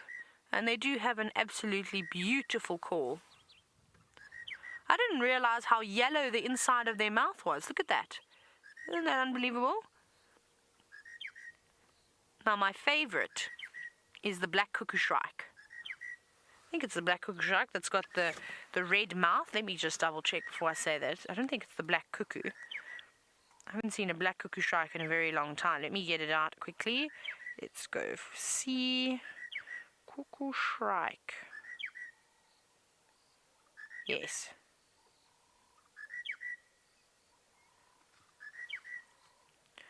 Cuckoo shrikes are my favorite birds. But I haven't. When we started hearing them, and now they seem to have moved off. We saw them a couple of times. We saw a female. But yes, it is the black cuckoo shrikes that have got the bright red mouth. So that's quite interesting. Let me show you a picture here quickly. Look at that.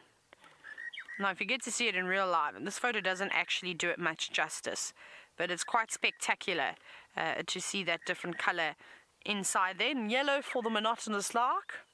I'm trying to think if anybody else has got particularly bright or striking colors.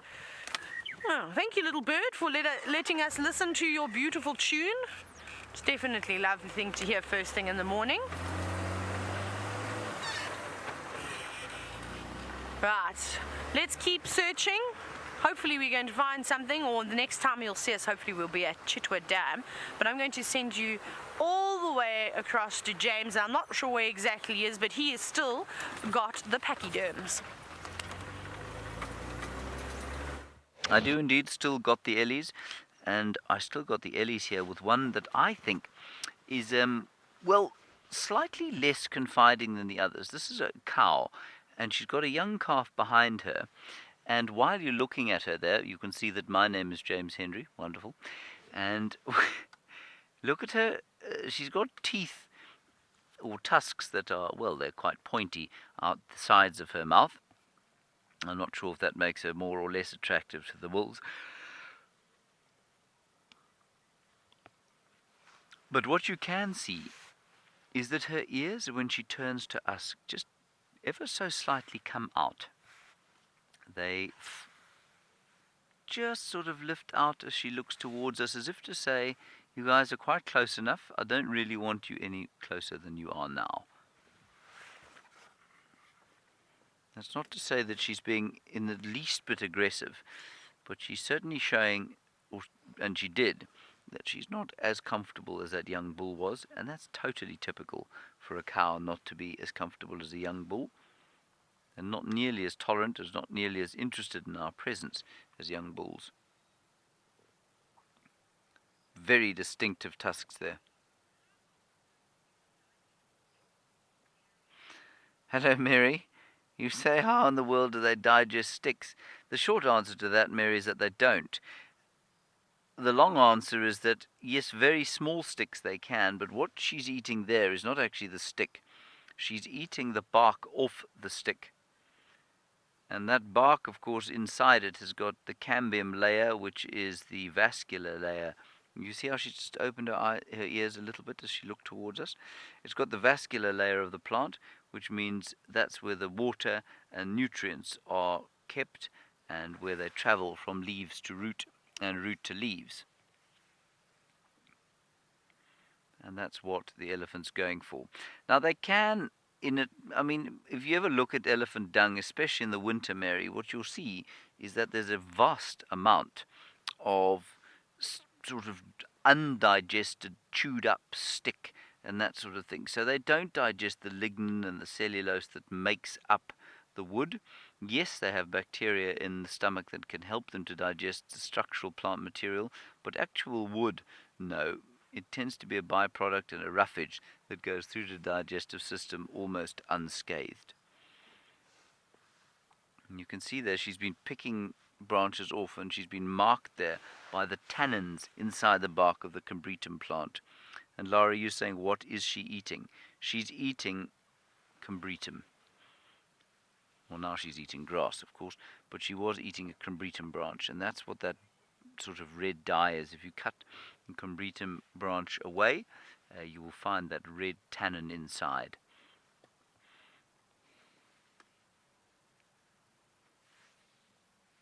And you saw her little calf there.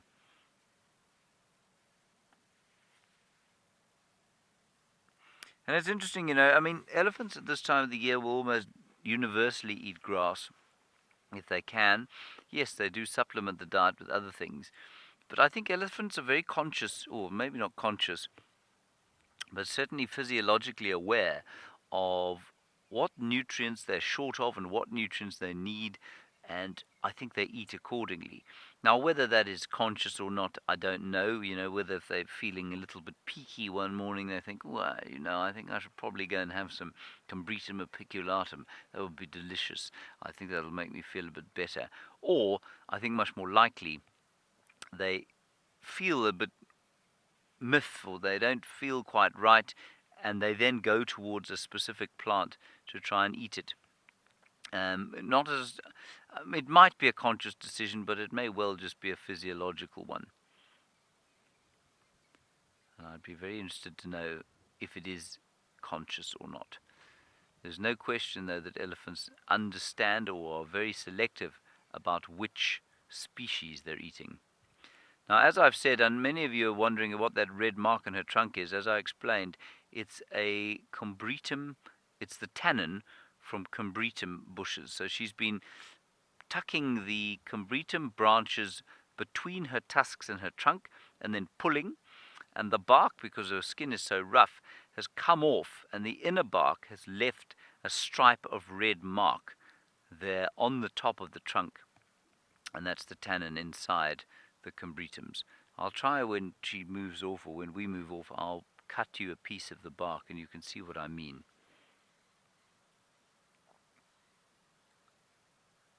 Now, she seems to be at the back of the herd, and I think the rest of them are slowly making their way down towards Beefleshoek Dam to have a drink, but they're going very slowly, feeding as they go. They're not in any rush at all, and that's of course on account of the fact that it really isn't very warm. Now, watch her here. Let's see if she doesn't pick up perhaps some root, and the roots are even redder than the branches, and she might just tuck it in between her tusk and her trunk there, and then you'll be able to see what I mean. So she's digging. You can see her very clearly digging there. As she snapped a root, I heard her go, "Kah." Let's see if she picks it up and see if she can't snap it, so you can see how she got that red mark. No, that one's much smaller.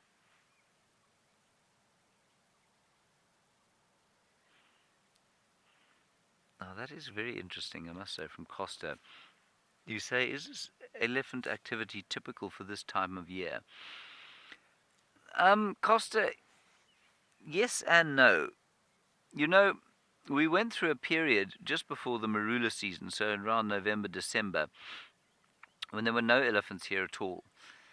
And I think that they had all moved, much the same as the buffalo, onto the Gabbro plains, where there were short grasses, or short fresh grasses growing on nutrient-dense soil that very quickly goes to seed. And once it goes to seed, it loses its nutritional value. And I think the elephants have moved back down here onto the granite-based soils much more quickly than the buffalo have. So to that extent, yes, you can say it's typical that they're here. But of course, the reason they're here now and not on other granitic areas is that we've had a lot of rain recently, which means that the grass here is much longer, which means that there's nutrition available. Also, because there has been so little other sort of large herbivore activity, so because there aren't vast numbers of buffalo coming through here, there's a lot of grass for the elephants to eat. So yes, it is seasonal that they are here. They are here because of the rain that we've had. But is it typical for this time of the year? I wouldn't say necessarily, because often, of course, well, I mean, this time last year, it was dry as a bone. I'm not sure how many elephants we had here. But yes, elephants do exhibit seasonal movements. So if you have a predictable season, well, then you can predict where the elephants are going to be. And certainly they started moving back into this area around about, let's say, the end of January, beginning end of January. And I think that was largely in response to the marula fruits of the area. We get very great or huge numbers of marula fruits in this area. And maybe in the background you can hear the Currachane button quail going, ooh, ooh. Mandragora, fascinating Twitter handle there. I suspect that's possibly not the name that your mother gave you, but I'm glad that you're enjoying creating your own identity on Twitter. My Mandragora, you say, wonderful stuff. You say, is there anywhere that elephants can go and get extra nutrition to supplement their diets. You mean like a sort of salt lick, perhaps, my mandragora? We don't put out salt licks, we don't put out any supplementary food for the elephants. There's no need for us to do that. But elephants will sometimes eat soil. So in very dire times, they will go towards nutrient-dense soil regions, and they will sort of dig up the soil, and they'll eat that soil. And I'm just trying to think of an area that might be used for that sort of thing. There are very few here on Djuma. There are one or two around the Arathusa Lodge, and they're called sodic areas. And what you notice about them is that the soil is white. It's often low-lying, down near a clearing, or down near a drainage line, and that white soil can be quite nutrient-rich, and sometimes they'll go and eat the soil in those areas. There's a little one there, that's wonderful. I was trying to learn how to eat such difficult food from Mum.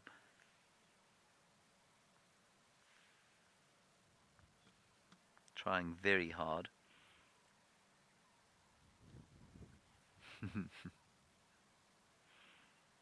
There we go, succeeding finally.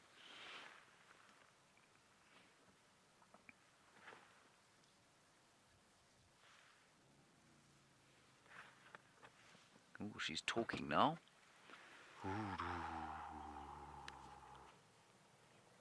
They're all talking to each other now. Somebody's having a conversation here. In fact, they're talking both sides of the road, all of them going, oh, wonder what they're saying. Robin, you're wondering if female elephants live longer than males. I'm not sure. I don't know. You know, I think testosterone is one of the greatest killers of males around the world, eventually. So I'm going to say yes. I think females probably do live longer, but I'm going to check for you on my spanky new mammal app. And I also would like you to notice, you see VM is just at a slightly different angle from me. That little elephant calf has broken a tusk already.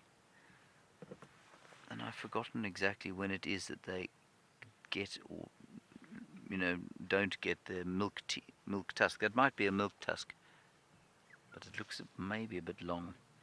Alright, let's have a look here. I'll just quickly have a look and see about the age. Tormented Zombie Owl, quite possibly the greatest Twitter handle in the world. You say, can elephants get what in their tusks, Meg? Cavities. Yes, not sort of in the external parts normally. They do snap off from time to time, but they can obviously get cavities inside, because what happens is that the nerves sometimes die. They get abscesses in those nerves, and that can create tremendous pain, and eventually the tusk will come away. So inside the mouth, yes, they can get cavities, but you must remember it's a very rare situation. Half the reason we get cavities, of course, is not necessarily because we have poor dental hygiene. It's because of the rubbish we put in our mouths. So because of the sugar that we eat, eventually that creates cavities in the enamel. All of the animals out here, of course, much like with all the lifestyle diseases that human beings get, animals out here just do not suffer from, because they're living in the environment in which they've evolved, and so they don't suffer from those sorts of things. Cavities, tooth cavities, are largely lifestyle problems with humans, so yes, they can get them, but it's very unusual. Let's head down towards the dam. I just want to quickly check if I can't find out for you if males don't live slightly less long than females. But the one criticism I have of my wonderful app here is that nothing is in tables. It's all in lengthy sentences. So sometimes it's a little bit difficult to find out. All right, we're going to head down to the dam, and Taylor is at a much bigger water body right now. So let's go and find out what's over there.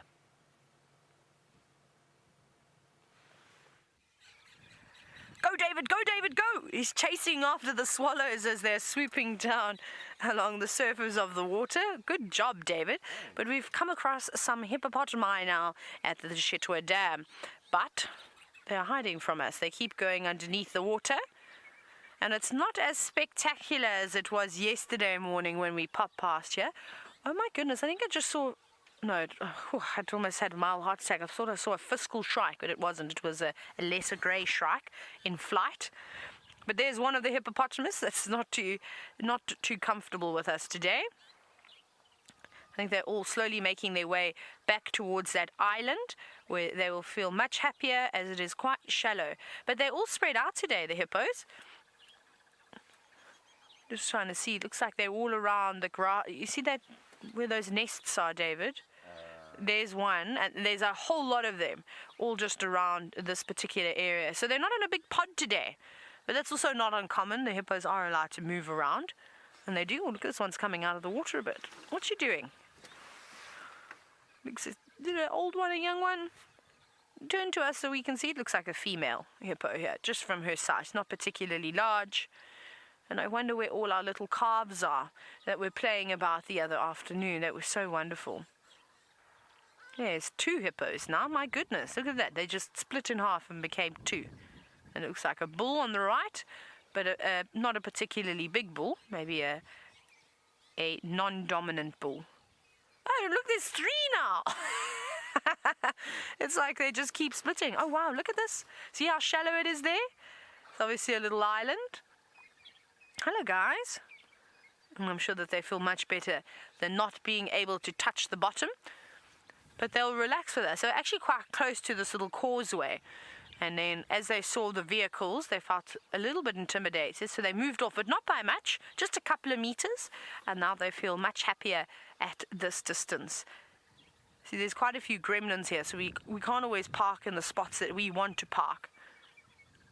Look at them, but still looking over, giving us the death stare. This is really, really lovely. This dam is fantastic. It just provides us with so many different things, from fish eagles to hippopotamus, crocodiles, all the different types of birds. This one is now doing the downward facing hippo, which is a rare yoga move because you actually don't get to see it very often. That's actually not a particularly big one either. What are you doing, hippopotamus? Why is your head on the floor? Maybe it's trying to do a handstand. I'm not sure what hippos get up to. We don't get to spend 24 hours a day with them, so you never know. They may have some hidden talents along the line. But this is quite wonderful. And they're quite chilly, and well, it is quite chilly today. So if we do get a break in the clouds and the sun comes out, these hippo may even go out and bathe and out on the sandbanks to try and keep nice and warm. There you go, having a little play about. And very social creatures, hippos too. Even as they move on and become adults, you still see them nudging each other, you know, porpoising about. First thing in the morning, and always just as the sun's about to go down, they seem to be the most active, the most energetic. But now I think that they look like they've got heavy eyes, especially that one that we're looking at the moment. Looks like it's ready to go to sleep.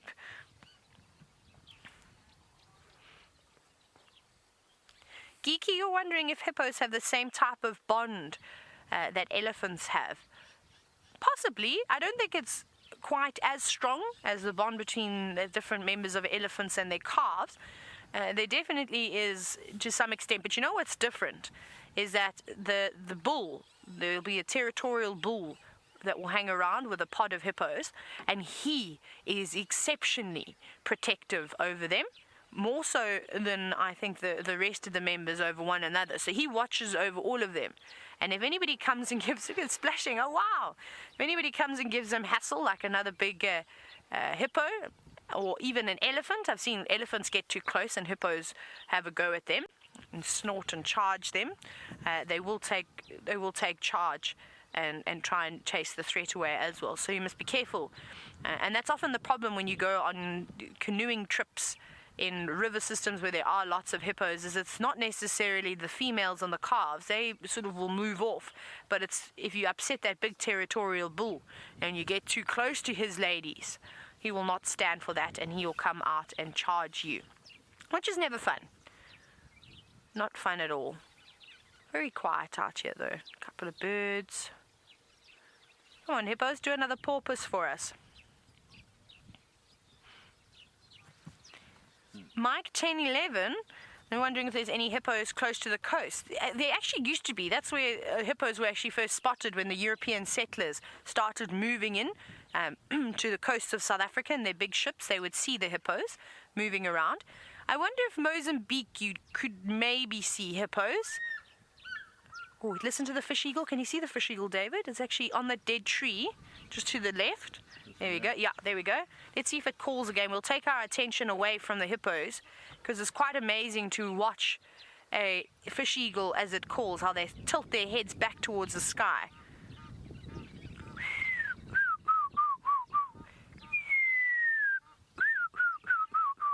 Obviously, that's my pathetic attempt at a fish eagle call. Now, where do we look, David? Do we look at the hippos? It's a hard one. I want to show you the bird calling, but of course the hippos are now standing on a shallow bank again. Oh, wow, perfect timing. You see, they're so happy. They're playing with each other. It is beautiful. My goodness, we've got Egyptian geese flying in from all angles. There it lands, doing a territorial display. Now, I know I'm jumping from subject to subject to subject, but you don't understand. There's so much happening all of a sudden at the dam. We've now got hippos calling. Those two are shouting about. It's too exciting, eh? We really don't know where to look, because we're not sure if a hippo is going to jump out of the water again or if the fish eagle's going to call. It's a tough call as to where to look. But isn't that exciting, though, the fact that we are just so unsure as to where to point the camera? I think that's the best thing about a safari. It is so lovely out here. Bit nippy again. You can hear the trickling of the water. No catfish, sadly. Come on, fish eagle, call for us.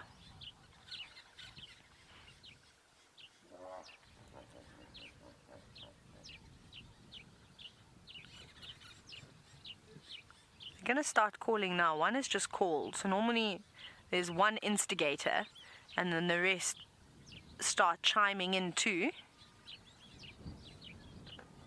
No, now they've gone all quiet. Now, Matt, you were wondering if hippos feel the cold. Oh, yeah, to an extent, I definitely think so. And that's why they come out of the water and sun themselves.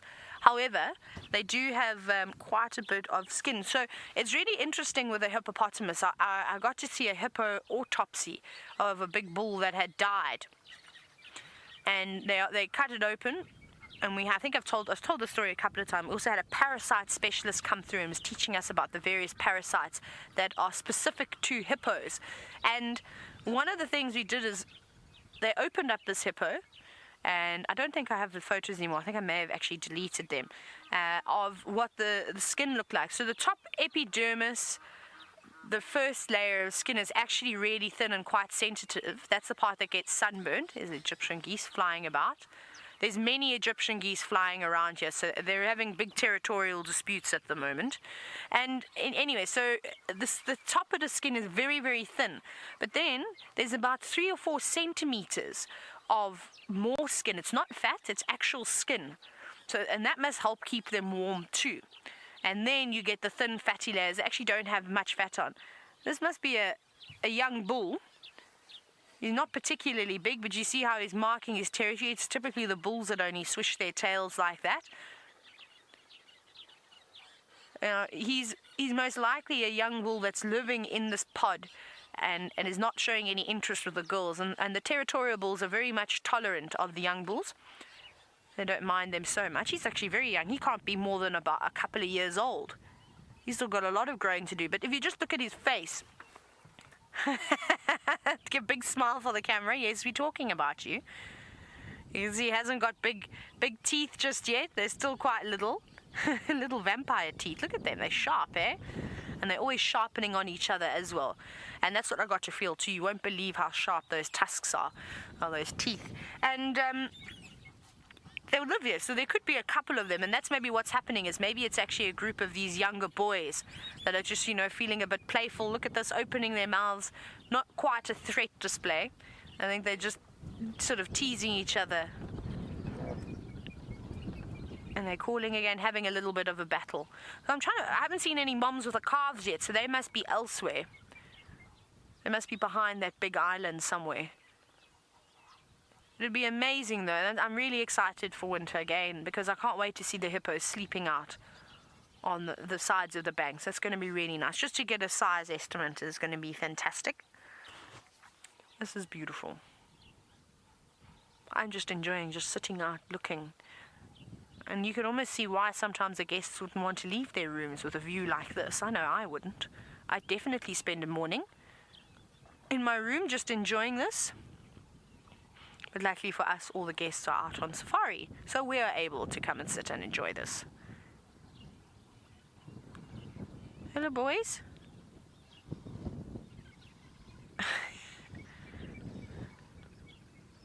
Goodness, there's a number of different birds calling.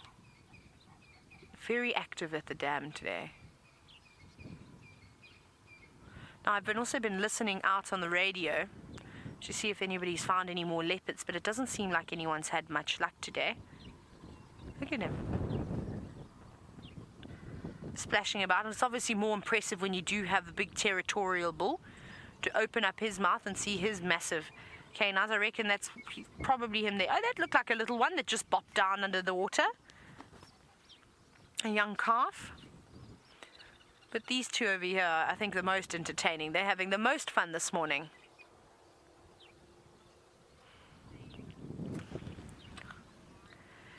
Mr. Myman Tregora, you're wondering how long hippos can stay underwater for.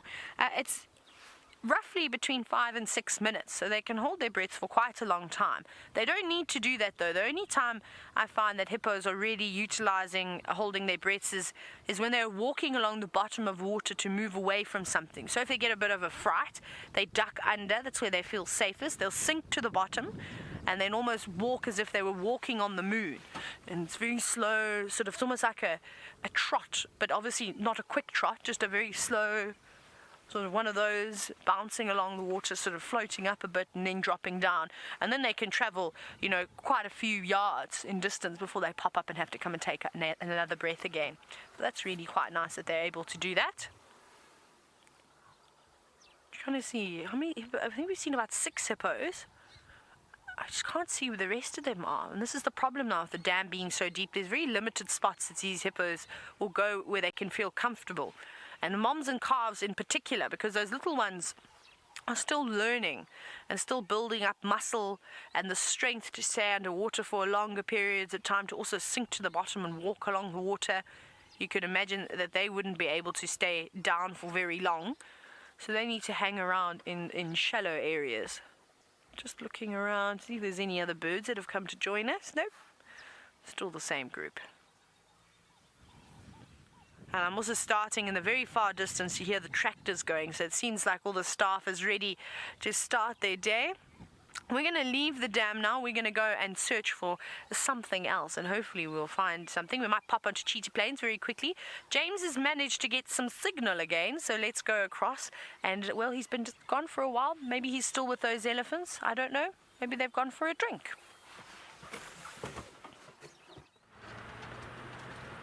That was a great cheat. I couldn't see beyond her boobs. Never will I forget the rap party where she got so biffied.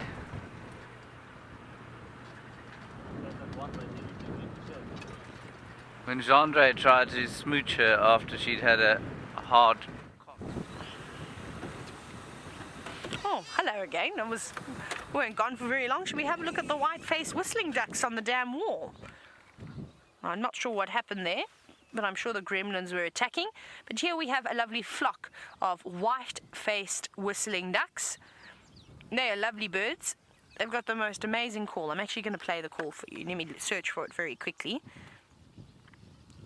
I think out of all the ducks, they have the nicest. Let's go. D for ducks. Are you ready to listen to the call?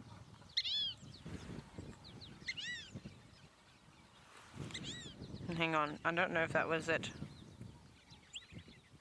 I'm trying to turn the volume up.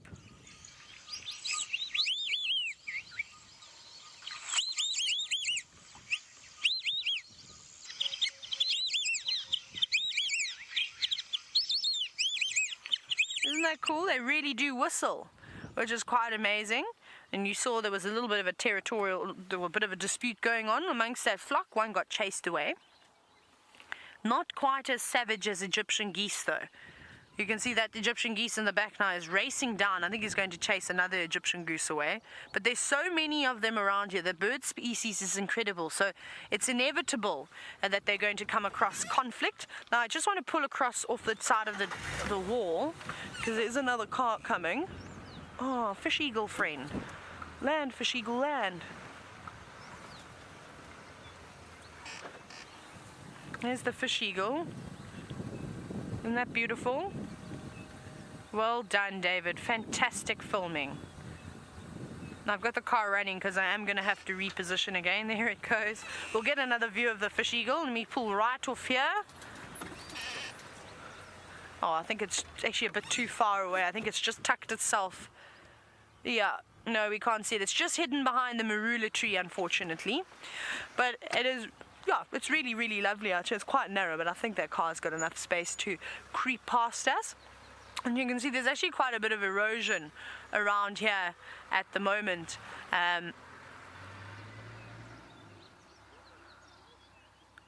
Just trying to work out what we're going to do next. Let's keep going. Let's keep going past the dam wall. They've squeezed past us. And the white-faced whistling ducks flew off, but I'm sure it won't be long before they come back to their original spot again. Actually, there's a couple down here. Let's see what other birds we've got. Oh, hang on, we've got a family of waterbuck. Let me position like this for you, David. Can you see them down there, or is the bar in the way? There they are. So just seeing one, but there's actually an entire family of waterbuck down there feeding on the nice long grass. And this is the areas that waterbuck love the most. You can see a lot of papyrus in there, so it's quite damp. And that's what they're notorious for, is hanging around permanent water sources. Out here, they don't really use the rivers and the dams to escape from, you know, or sort of flee if they are being chased by a predator, but you see it a lot in Zambia, Botswana, Zimbabwe. You see more waterbuck in water than you do on land, just about. Aren't you? They've worked out that they don't really have to do that. Now, she's got a massive belly on her. I am seeing correctly, hey, David? She does look a bit swollen. Maybe she's got a calf that is developing inside, but a bit of a tricky angle to have a look. She just looks very, very large. But lovely animals, and something we haven't been seeing a lot of. My goodness, at one point we were only seeing waterbuck, more waterbuck than we were impala, and now it's gone. Of course, the impala have come back again, and the waterbuck are slowly making their return. And I think what's happened, though, is I think a lot of them have gone off and hidden away to give birth. The other day I did see a very, very young waterbuck, and mom hiding off in the thicket. We couldn't really get a nice view, though. So I think that's what's happening at the moment. The kudu and the waterbuck, they tend to give birth a little bit later in the year. There's a whole family there, but they're so camouflaged and it's so thick it's almost impossible to see. Right, let's go see what else we can find. My goodness, I cannot believe this is probably... I'd love to go walking through here. I just think this little drainage system is stunning with all the leadwoods. Really, really is quite beautiful down there. You might get some interesting birds in this little drainage system too. Oh, crocodile, David. Can you see it? Just on the edge. So you see where those, look at this. Wowee. Now you can see that there is a fence there. That's just to try and discourage the hippos from going and grazing right in front of the lodge, because you can imagine that can be a bit of a hazard. That is a big crocodile. Hey, he is a monster, and he's not in the water today. He's not having any of that. He's just relaxing. David, is that another crocodile or a log? Can you drop the camera slightly into the water? Oh no, it's a log. That's not a crocodile. And look how close that water thickening is also sitting to him, just on the log. But you can see the crocodile is not interested at all in that bird.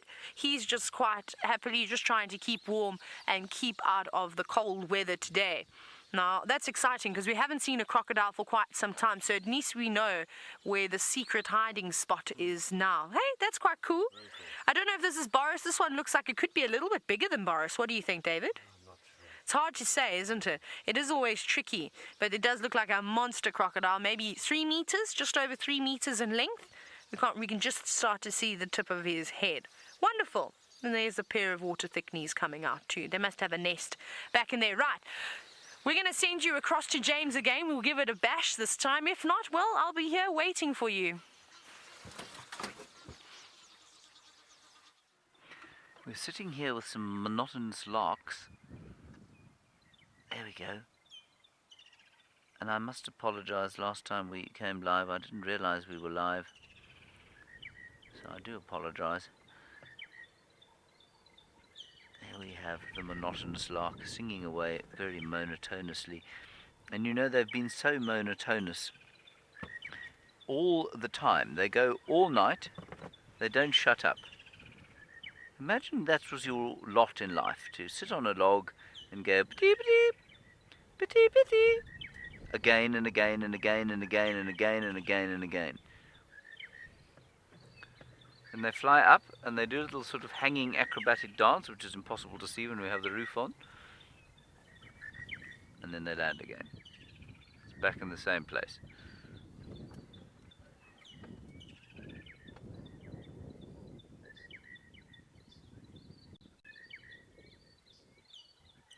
Oh, Alyssa, this is a wonderful question because it's easy to answer. You say, do male or female birds call more? It's the males almost always that do most of the calling. That is because, as with most species of vertebrate, it is they that are doing the seducing. And I promise you it is not unusual, or it is by no means a coincidence that most male rock stars are male. Throughout the animal kingdom, it is the males who tend to be the more likely performers, not necessarily better at all, but the more likely performers, because it plays a hugely important role in seduction. And that's exactly what that monotonous lark is doing. How any female monotonous lark could possibly find that attractive, I'm not sure. It's attractive the first 78,000 times you hear it, but after that it becomes slightly, well, monotonous.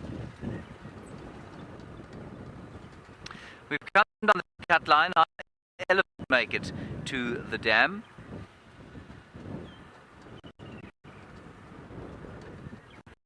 Consulting detective, do you say do only the males make the call?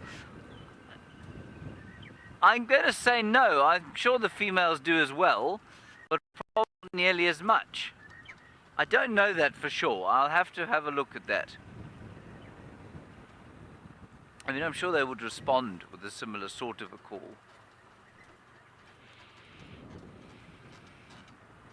So as I was saying, we're going down to the southeast, and the plan was...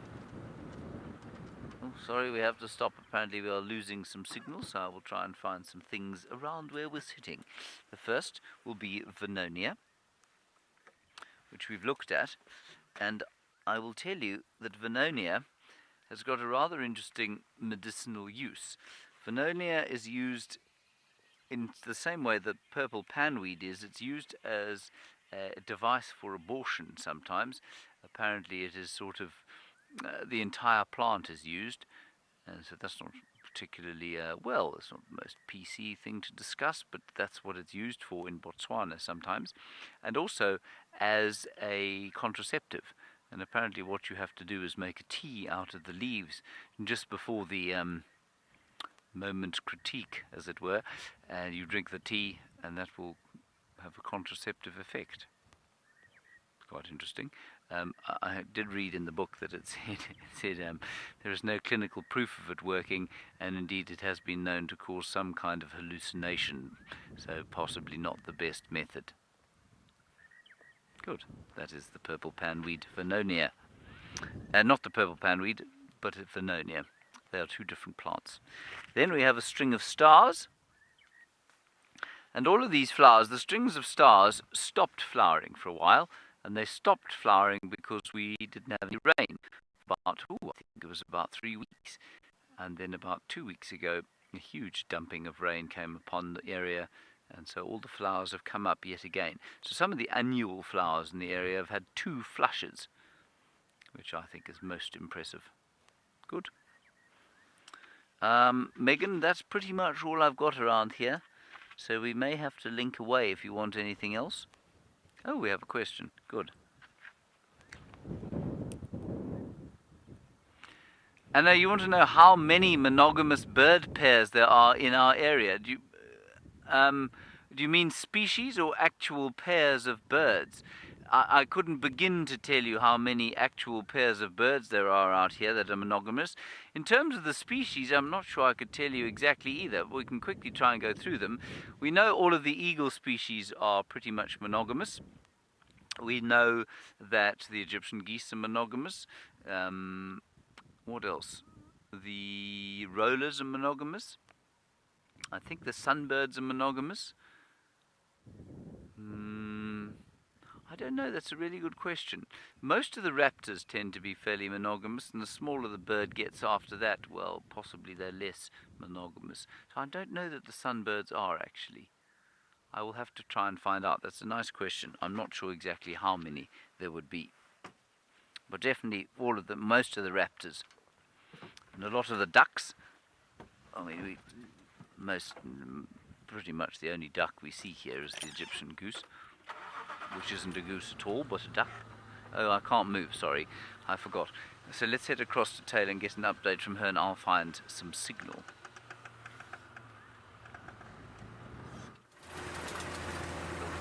James, good luck on that signal mission. It seems as though signal is a hard thing to find out here on this very windy day. But we are heading towards Cheetah Plains. And sadly, there isn't much going on at the moment, as you know, in this weather with the animals. I think we've been very, very lucky to see what we've already seen today. And I thought that with the wind blowing for most of the night and the early hours of the morning, that it would have died down by now, because typically that happens. It's very unusual that you have wind the entire day. Usually it's first thing in the morning, or you'll get it later in the afternoon. Today might be one of those days where we just have wind the whole day, which is wonderful. I can't wait. Said no guide ever. It's really miserable. Ooh, I just think I smelt a musk bull. No, I can't smell it anymore. It's such a pungent smell, and I really wish all of you who've never been to South Africa, that's one of the things I wish you could smell. Musk bull, waterbuck, a wildebeest, because I think a wildebeest smell is the worst smell in the whole world. It smells like off butter. It's terrible. And wild dogs. You've got to smell wild dogs too. That's also, it's a sweetly sick smell. That makes my stomach turn every time I smell them. What's your worst smell out here, David? Lion scat. Okay, that's a goodie. David says his worst smell is lion feces, which is not a bad one, especially when it's stuck on your tire. Then it smells the worst. You're sort of driving, you think something's died around here, and it's the worst because you do that to your guests as well. You're driving and you stop, and all of a sudden the wind will swirl, and you'll go, something's dead here. Something's dead, and you look and you look and you look, nothing. Go and you drive again, that smell comes again, and you're like, something else that's dead here, until you get out the car and you realize that the feces is not even on your tire anymore. And this has happened to me because I've done this many times, is that it's now, obviously you've been off-roading and all the feces has come off in the grass, but because sometimes what happens when it is a fresh feces, it shoots up and underneath the sort of the well of where the tire is, and it gets stuck up in there. That is a tricky spot to get lion dung out of. I remember my tracker, Candy, every time I drove over lion dung, I had to buy him a 2-liter cool drink. So that was our deal, because what happens out here is that in this particular area, the trackers, one of their roles is to pack the cooler boxes and then also the vehicles nice and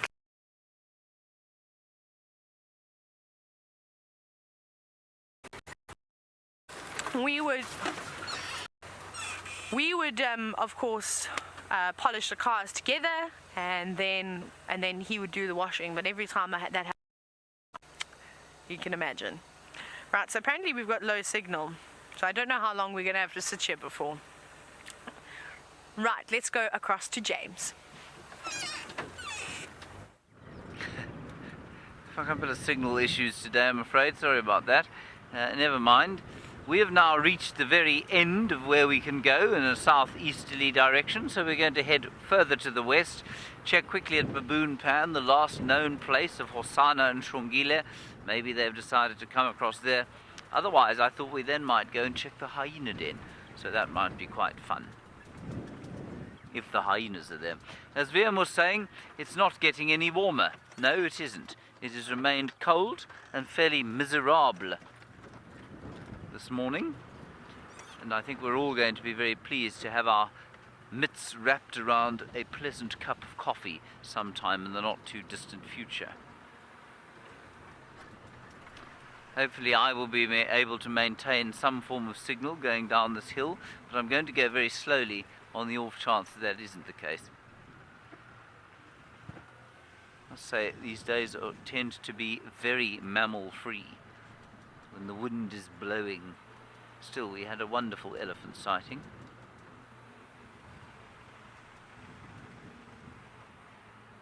So we'll just drive slowly down here and see what pops into view.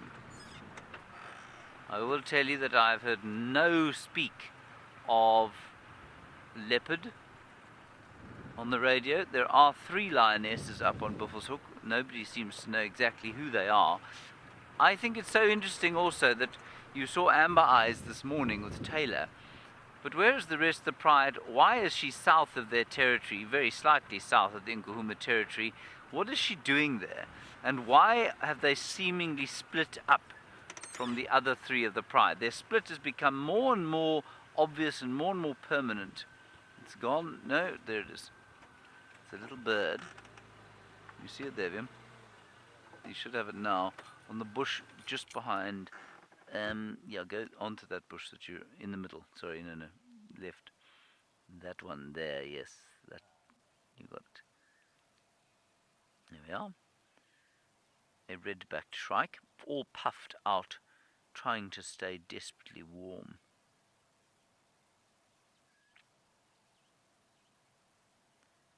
With his little bandit's mask and his red back. And a very unimpressive call compared with many of the shrikes. Some of them, especially the bush shrikes, got the most gorgeous calls. And that one just goes tick, tick, tick, tick, tick, tick, tick.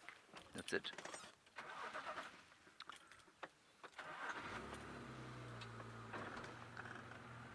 Let's continue along here. I was sounding a little distracted there for a while because I saw a shape up on the road. But I think it's just a bush hanging over the road. I thought it might be a cat, but it wasn't. I'm going to drive very slowly through here.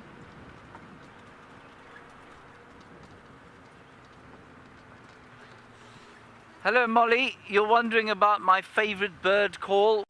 Well, bird, of course, out here is the white-browed scrub robin, and I think its call is indeed my favorite call. It goes. It's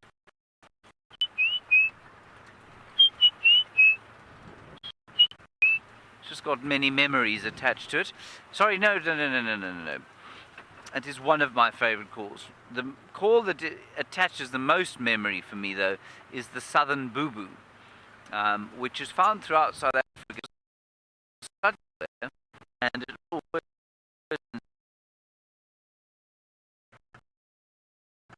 So whenever I hear the southern boo-boo, it goes.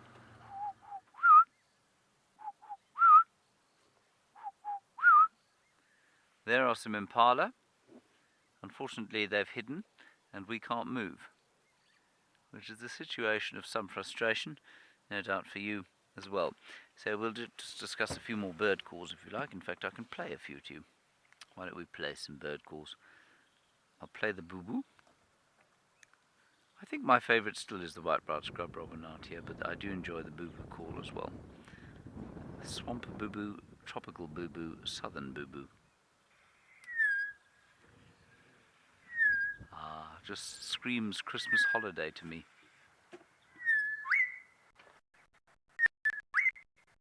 It's all together. Ah, yes. Good. Then the other one, nice one out here, is the black-crowned chagra, which goes, it's sort of plaintive whistle.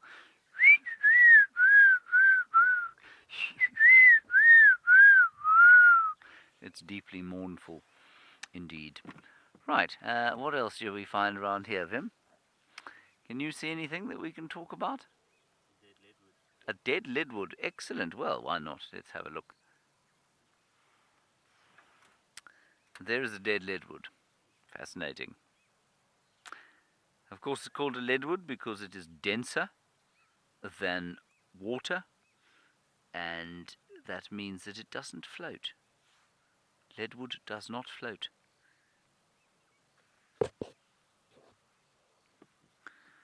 Ollie, you want to hear a fish eagle sound? I mean, I don't know if you want to hear me try and do it. Well, I'll tell you what. Let me play it first, and then I'll try and do it for you. It's not an easy one. Ollie, let me find the fish eagle for you. I think I'm going the wrong way in this book. It's not a book, though. It's a computer. 1 second. I will find the fish eagle for you. No, I won't. Apparently it's disappeared. Okay, I'm going to have to do it anyway.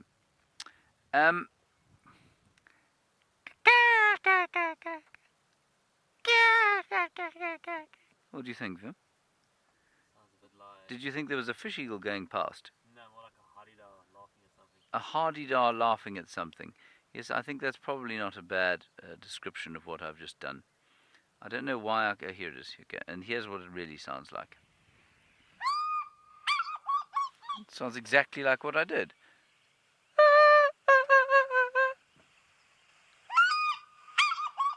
See, it's the same. I like the reverb.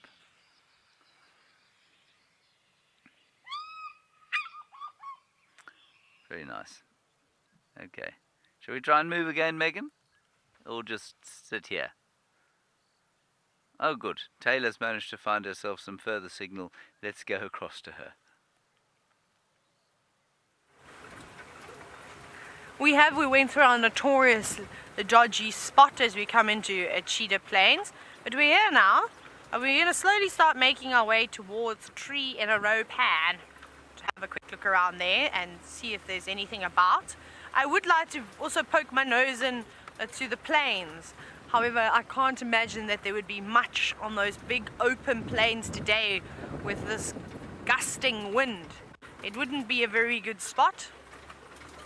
Unless you were a cheetah and you were laying flat down in the grass, and it wouldn't be too bad. But other than that, it can't be too pleasant to be standing out in the open with no shelter whatsoever. There hasn't been much activity around here for the moment. It just always amazes me how some weeks a certain property will absolutely flourish with every different animal that you can absolutely think of. And then other days they go completely quiet, and then there's almost nothing about at all. I suppose that's just the way of the bush, isn't it? Wherever there's food, wherever there's water, that's where the animals will go. And because there's so much of it around at the moment,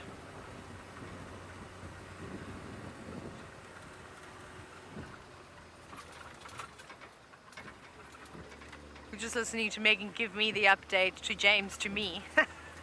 So yes, apparently I'm going to poke my nose onto the plains. Let's go have a look. David, do you even think we're going to see a wildebeest on the plains?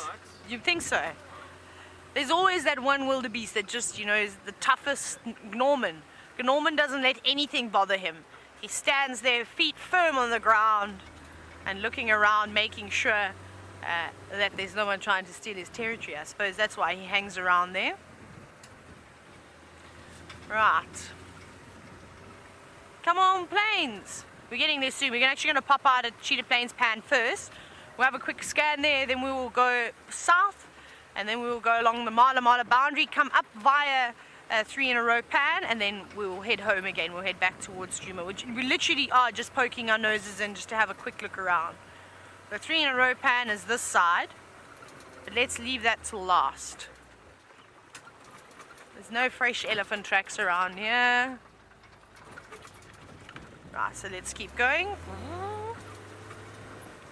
Should we sing the Kuchava song? I don't know how the Kuchava song goes, but we can sing the Kuchava song because I'd very much like to call Kuchava my favorite leopard out of the bushes. Let's see if we can quickly make one up. La la la la la la la la la. Come on, David, your turn. Warm that voice up. That's so deep. Right. Kuchava, Kuchava, where are you, Kuchava? Please come out and say hello so we don't have to. I don't know. I don't have a song. I don't have a Kuchava song. And it's not a singing day today. It's too cold. It's too cold indeed. So there we go. That's what the Kuchava song does not sound like. So basically just sang you the other one. But I don't think that would call anything out. I think if I had to carry on singing like that, that may chase everything else away.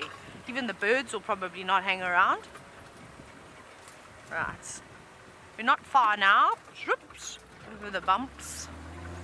Cheetah Plains has actually got smooth roads. They're not too bad. I think in comparison to the rest of the roads out here, a little bit better. But it's also a lot flatter. Cheetah Plains and the rest of the properties is very little elevation. Whereas Djuma, you've seen it when you sit on Cheetah Cutline and you look across the valley, you can sort of see where Zoe's Road is. You can see there's definitely higher points. Chitwa is the same as well. The airstrip is one of the highest points that they have. And then Arathusa, yeah, it sort of does this as you sort of go further south. I think the northern parts are much higher. But there's not many lookout points out here. David, I don't even know if we're going to come out at Cheetah Plains Pad. Maybe. I have a feeling no. Oh my gosh, Kate, I forgot. I completely forgot. You've said, is today World Frog Day? It is indeed World Frog Day. Happy World Frog Day. I can't believe that I've forgotten. I think James also forgot. And I'm actually shocked because we're going out frogging this evening, of course, towards the end of drive. And Tristan and I are going to make some nets today because we can't buy it for some bizarre reason. And I'm sure maybe you remember this. When you were a kid and you went to the beach or anywhere like that, you take those little brightly colored nets. It almost looked like the netting was mosquito netting with a little stick, and you fish in the little rock pools. Well, that's what I used to do. So I love those nets. I used to carry one in my vehicle in Zambia and in the Eastern Cape, and I would catch all sorts of things, frogs and crabs and butterflies and everything with it. And then I don't know if you remember, now we're going back, feels like years ago, that one time when I was helping James in the tent and I couldn't quite catch the insects because I wasn't fast enough. And David, you'll remember this. Remember my packet that I made? Oh, yes. What did we call it? I have no idea what we called my nets that I made with a stick that I found in the bush and then a plastic bag. It didn't really work so well. So Tristan has managed to get some proper equipment, and we're going to make these little fishing nets so that we can successfully catch some frogs to have a look at them a little bit later. Right, so that's very exciting. It is indeed World Frog Day. How wonderful. My favorite day of the year. I can't believe I forgot it. I should be normally more excited than I am on my birthday for World Frog Day. Silly me. It's these early mornings, they're getting to me.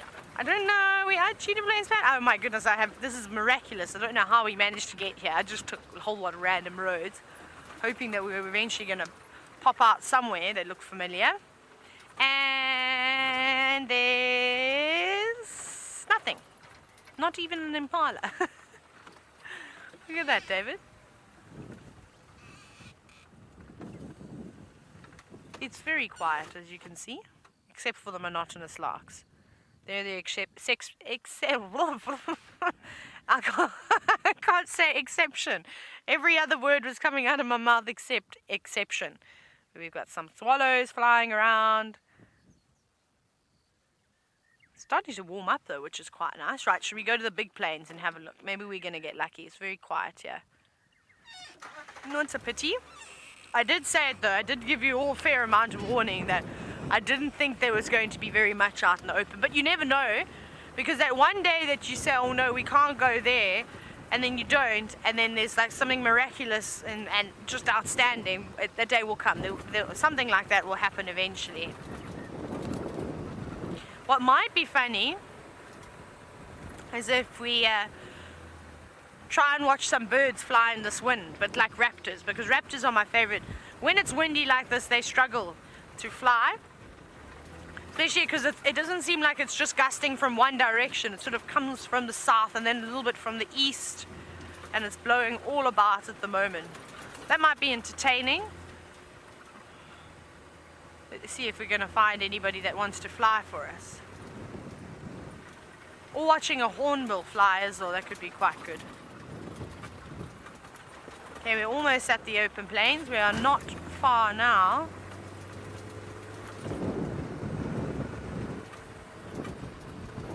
Checking around it.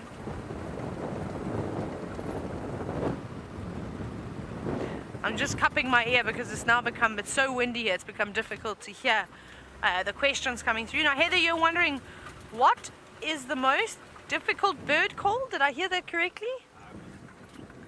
I don't know if that... Unusual, there we go, unusual.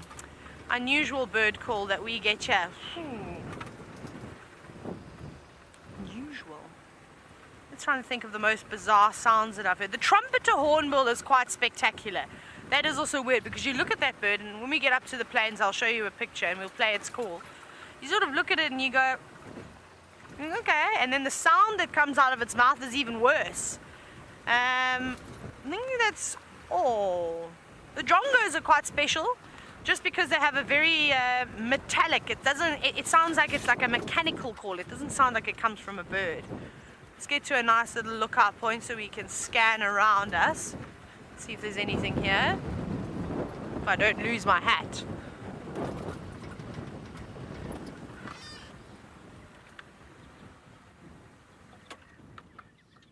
I'll just stop here. Right, let's have a quick look. Let's get the trumpeter hornbill out.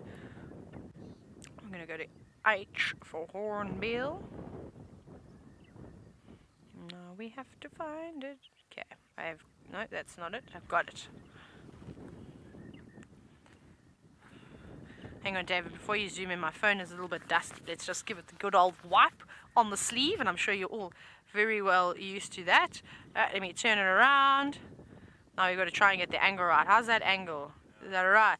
So there we go. The weird looking birds, as it is now, I apologize, there is a bit of a glare from the light. So strange looking birds when you see them, and they love fig trees, so you always see them around jackalberries, the massive fig trees, you name it, anything that has decent amount of fruit on it. Now we're going to listen to the call, so I just need to turn my phone up again. Go back. We've got to click on it. No, that's not that one. Are you ready?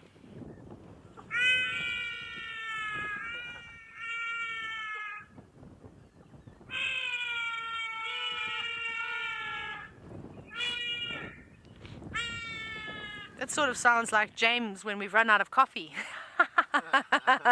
Complaining that there's no coffee in camp. But so yeah, so Heather, I think that has to be one of the most bizarre sounds that comes out of a bird's mouth out here, is a bird that sounds like babies crying, really. So the trumpeter hornbill, and speaking of hornbills, we've got its cousin, which I shall show you in a moment.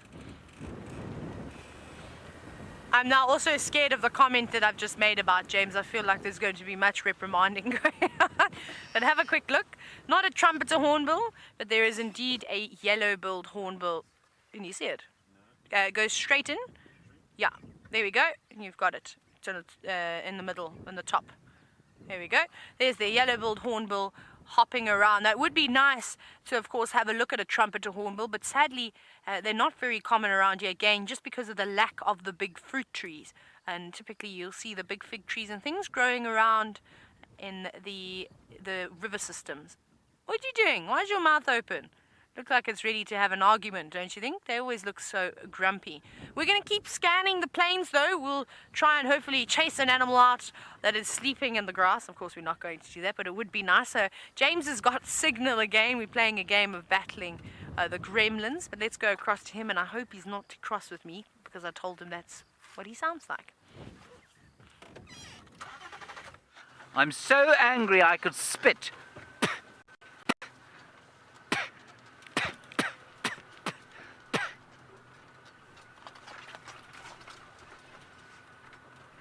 We too have not found any animals, I'm afraid. We went to the hyena den, that's where we're leaving from now. There are tracks on the driveway here, but I think that Ribbon has gone off hunting or lying in the shade or for some lone time at a spa perhaps, and the babies I think are inside. So unfortunately no hyenas for this last part of our morning drive, which has not been greatly filled with mammals, but that's not surprising given the weather. So I think we'll have one last foray, perhaps down Philemon's cut line and see if perchance something hasn't popped out, maybe the rest of the Nkahuma pride. There's a cuckoo just to the left of this big marula tree. Yeah, you've got it. Have you got it? Yes, you have. Now, we very seldom get a good shot of the Levallian's cuckoo or the striped cuckoo. Well, because they do that sort of thing, and they very seldom are prepared to sit still at all. Thank you, Liam. Well done. That is the striped or Levallian's cuckoo.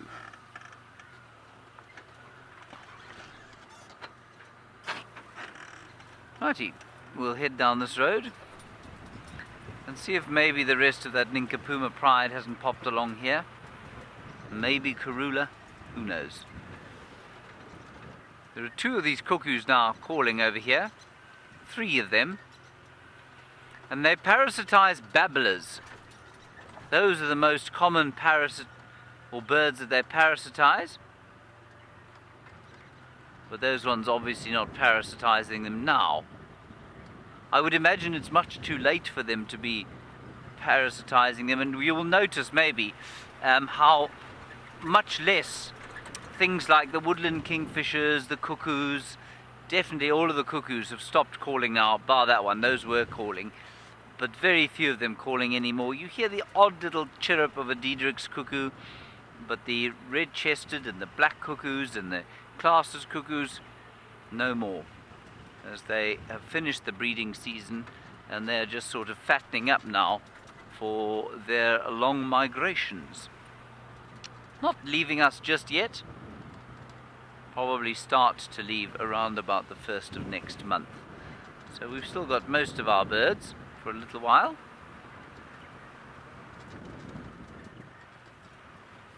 Hello, May. You're wondering about hummingbirds and whether or not we get them in South Africa. We don't, May. What we get is the convergent evolutionary equivalent, if you like. So we get something called a sunbird, which is a bird that is not closely related to the hummingbirds, but has evolved similar strategies to deal with similar environmental conditions. So there are the hummingbirds, the sunbirds. That's 2 species there. Let me change the page now, turn the page. There are a whole lot more. We get a whole lot of them. And they don't hover like hummingbirds do, but you can see they've developed the same colors and the same sort of shape of beak for exploiting the same food niche. And that is, of course, they have the ability to get into the nectar or the nectaries of flowers. That's why they have those beaks. And here they normally perch into it. They don't have to hover. Some of them can hover a bit, but they don't hover like the hummingbirds do. And it's a wonderful example of convergent evolution. So out in the Americas, in the New World, the strategy of getting to the nectaries of plants has resulted in a very similar kind of design as it did here in the Old World. So I'm sure they perhaps have a common ancestor somewhere back there, but they are not closely related. Also very small here. I mean, the smallest one is a collared sunbird, which is about that big, and the biggest one about that big. Righty, we have got sorry, I think we're going to head across to Taylor and get another update from her.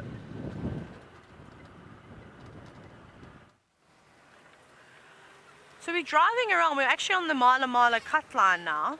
So our update for you is that there are many birds around here. Now, David and I were desperately trying to get a shot of a long-tailed paradise wider, which is beautiful. I actually took a photo. Let me see if I took a decent photo.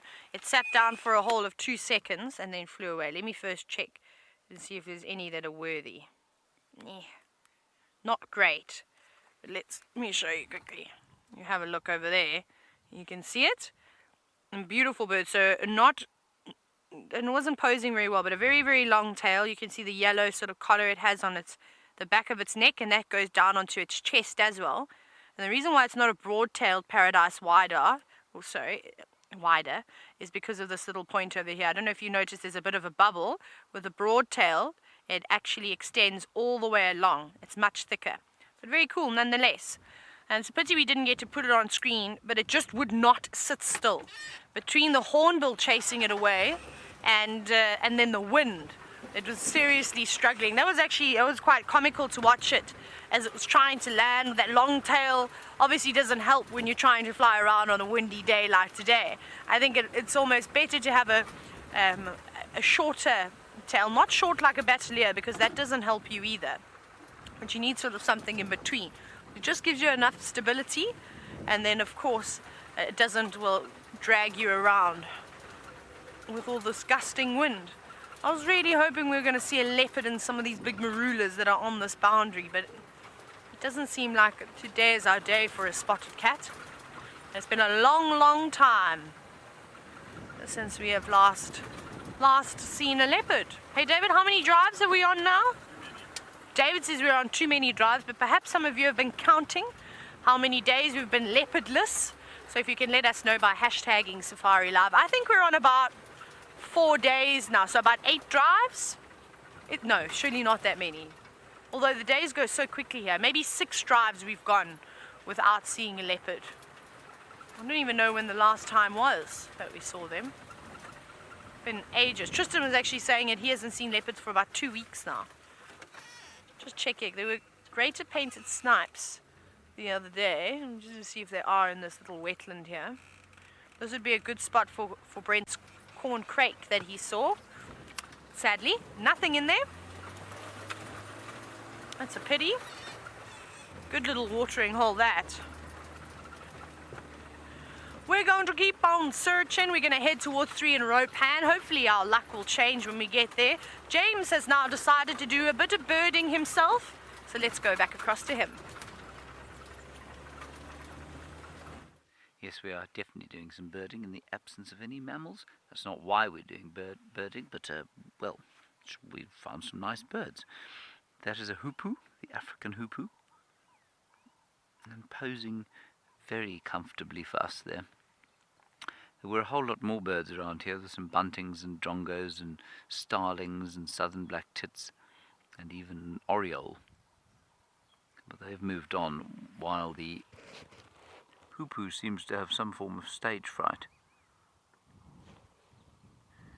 Now, just before you joined us, Viam said to me, are they related to things like scimitar? And interestingly, although it shares a name with them, an English name, you know, the scimitar-billed hoopoe and the green wood hoopoe are not in fact hoopoes in the same way that this one is a hoopoe. They belong to a different family, I think. I'm just going to check this up in case I have lied to my erstwhile friend Viam. I would hate for him to think that I'd lied to him. It is in a completely different family. So there they are.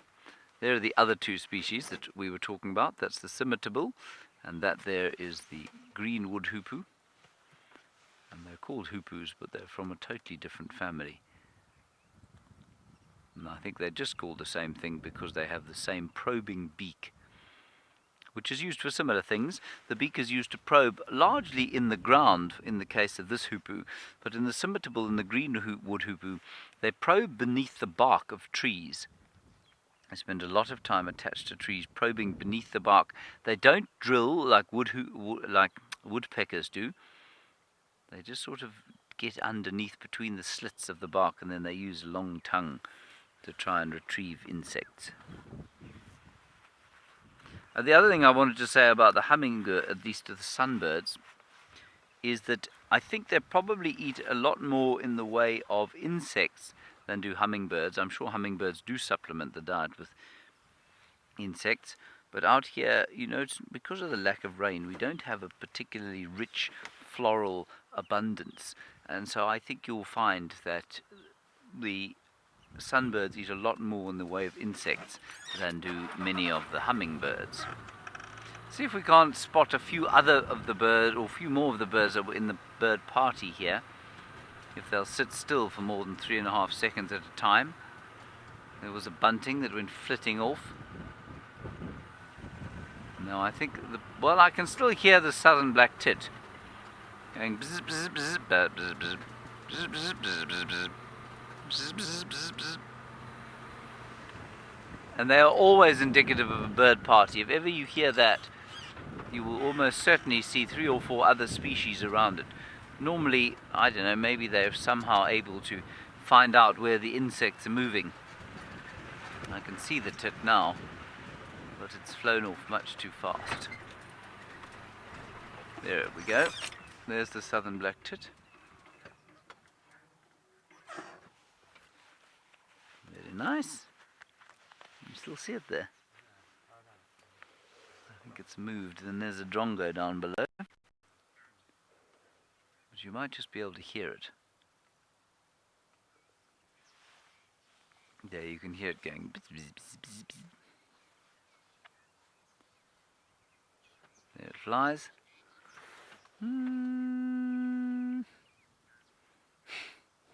Into the distance.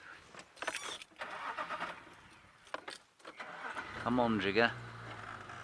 I think we've had signal for more than 3.5 minutes this time, Vim. We're doing very well. We'll have a look at the view from the top here, just to show you what the day is turning into. And I think it's going to be fairly cloudy and miserable for much of the rest of the day. And then we'll also have a look at this herd of impala, which is, well, it's very reliable. It's often around here, this bachelor herd, with their friend Walter the wildebeest, who is now behind a pole. There we go.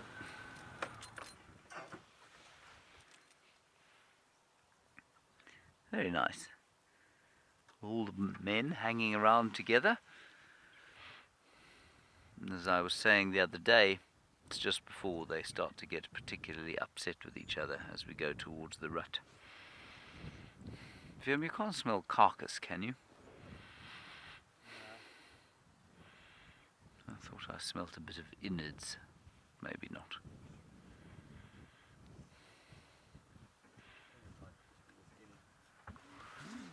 This Ellie.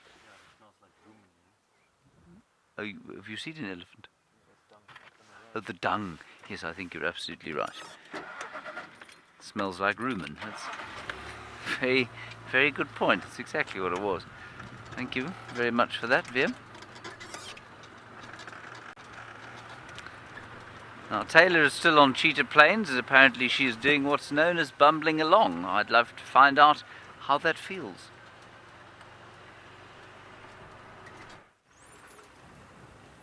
It's just so wonderful to bumble along these bumpy roads. I could think of many other words to describe the bumpiness on the roads, but we won't use them, will we, David? We'll just say nice things about the roads. Yeah, it's interesting when you're driving along, and I actually just had a conversation with David, saying to him that the thing that I'm looking forward to most about going home is, there's a lot of things I'm not looking forward to, but one of them is the smooth roads. I can't wait to just drive and not have to slow down for too many potholes, the occasional pothole. But as you head towards Johannesburg, they're not so bad anymore. Because out here, poor David has almost lost his teeth a couple of times because I slam on brakes because all of a sudden half the road is collapsed off of the side. So It makes for interesting driving out here. But luckily we don't have long cars, because there's nothing worse than sitting on a very long game drive vehicle and sitting in the back row. I think you've got the best view from there, because you can see higher than everyone else, especially if the cars are tiered, and also then you can look behind you and you've got all the space behind you to see things, and when like animals walk around the car, it's quite nice. However, the bumpiness that you feel, you've got to go so slowly over the little bolsters and things like that, otherwise you become airborne. And I know this because I've been on the back of many game drive vehicles when you're racing after wild dogs, and the last thing you really want to do is slow down, so you just shout, "Hold on tight!" And everybody has to hold on for dear life. But yes, you literally end up doing this, up and down, bouncing like that. You actually sort of just have to anticipate the bumps and then stand up as you go over them. Otherwise you get a sore bottom, and that's no fun. Or a sore coccyx actually if you land down on the chair hard enough, and that's probably one of the most painful things I think that you can experience. Well, the birds are not staying around today. We're still trying to get a perfect shot of some birds trying to fly in this wind, because it's really quite funny. Everything's too high. Fly low down please, birds, to midway so we can see you. Doesn't help if they fly up past the roof and we can't see anything. Will we get lucky? I don't know. And no more elephants either, just they've gone now. Just James seems to have taken over the role as elephant whisperer this morning on this windy day. Had no luck, just that one Ellie bull who didn't really hang around for much time either.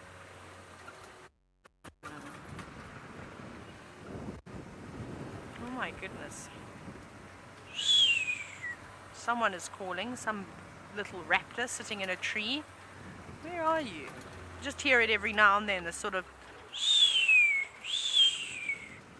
Could also be an African grey hornet. That's what it could actually. Oh no, it flies again. Oh, and everybody's flying.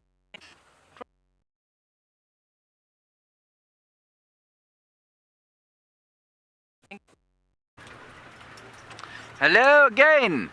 We've been stopped. You see that, Viam? By a large stick, which I'm going to have to move out of the way. Hold on, everybody. Sorry about that crash cut. Not sure what happened. I'm not sure that anyone in the world knows these days.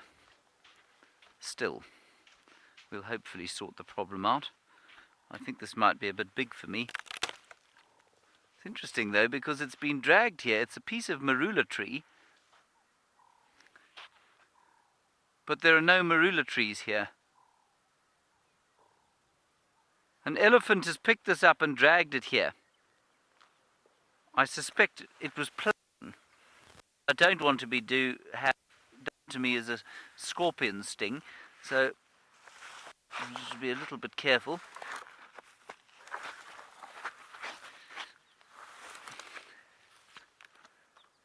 This is really interesting. There's not a marula tree in sight.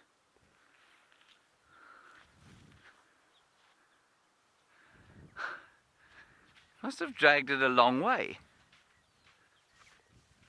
There's a dead marula just up the road. Let's go and see if we can't see it there. But I mean, very strange behavior. Let's see.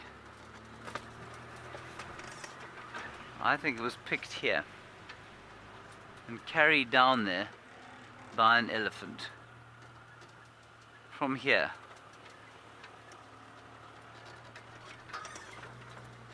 That's very weird. Huh. Fascinating.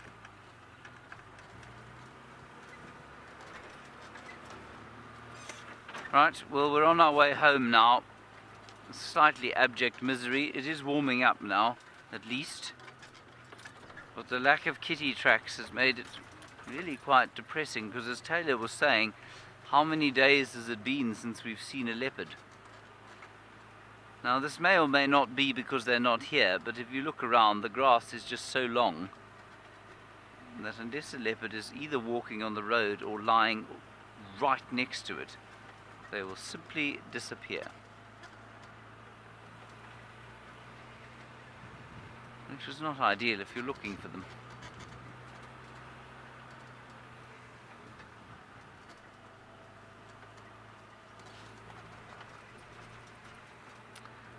Apparently Taylor also has now got no signal at all, so you're going to be with me, possibly for the rest of the drive. I will attempt in the next 5 minutes to find something tremendously entertaining. I'll tell you what I did notice at the beginning of the drive was how all of these hibiscus flowers, there's one there, can you see that one, Liam?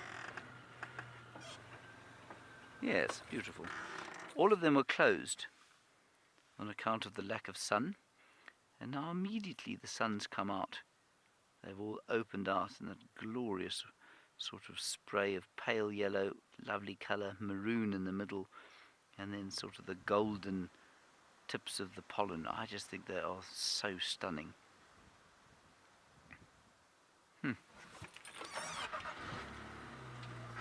And I think there are quite a few species around here that I do not know the names of.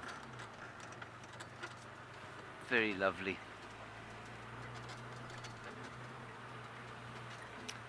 Hello May, I don't know where it's native to. You say, where does rooibos grow? Rooibos, for those of you who don't know, is a tea, a very famous South African tea that is now sold all over the world.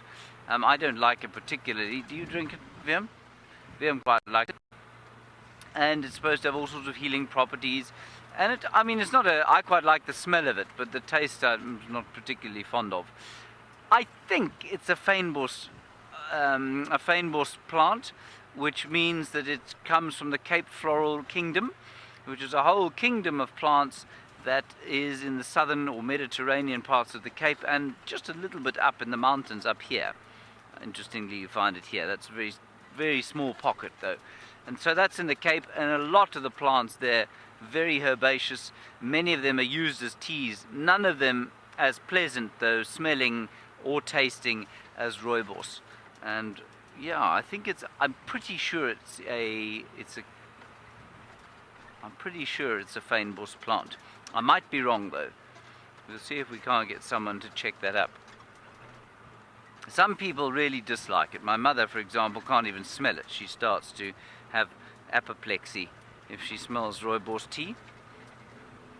But it's especially pleasant with honey, for example. But apparently Taylor has got some more signal, so we'll go and find out if she's got some animals too.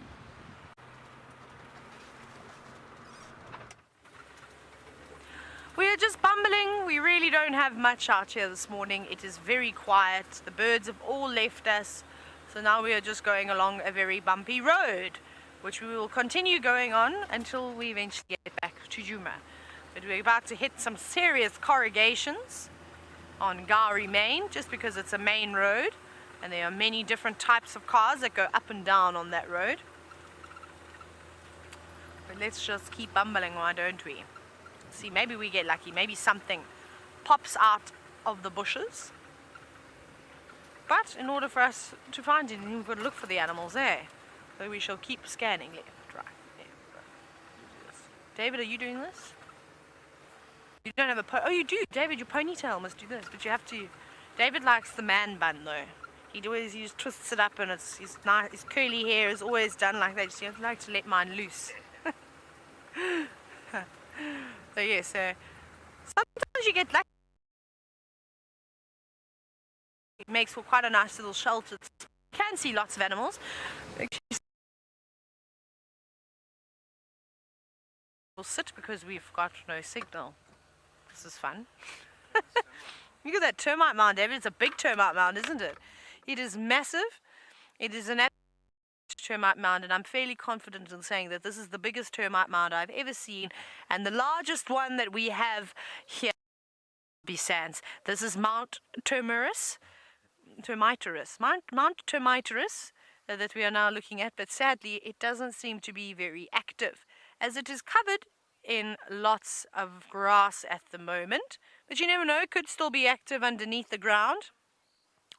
Who knows, unless you will have a big spade or perhaps a digging machine that you could dig below the surface of the earth and have a look. But I don't think I'd want to do that, as it would be quite difficult. But sadly, this is all the time that we have for you out here in the wilderness. But we hope that you've enjoyed this morning safari. Action-packed in the beginning, a little bit slow towards the end. But I hope that you all have a good night's rest if you're about to go to bed. And we will catch you first thing this afternoon for the Sunset Safari. From all of us here, a big thank you and a goodbye.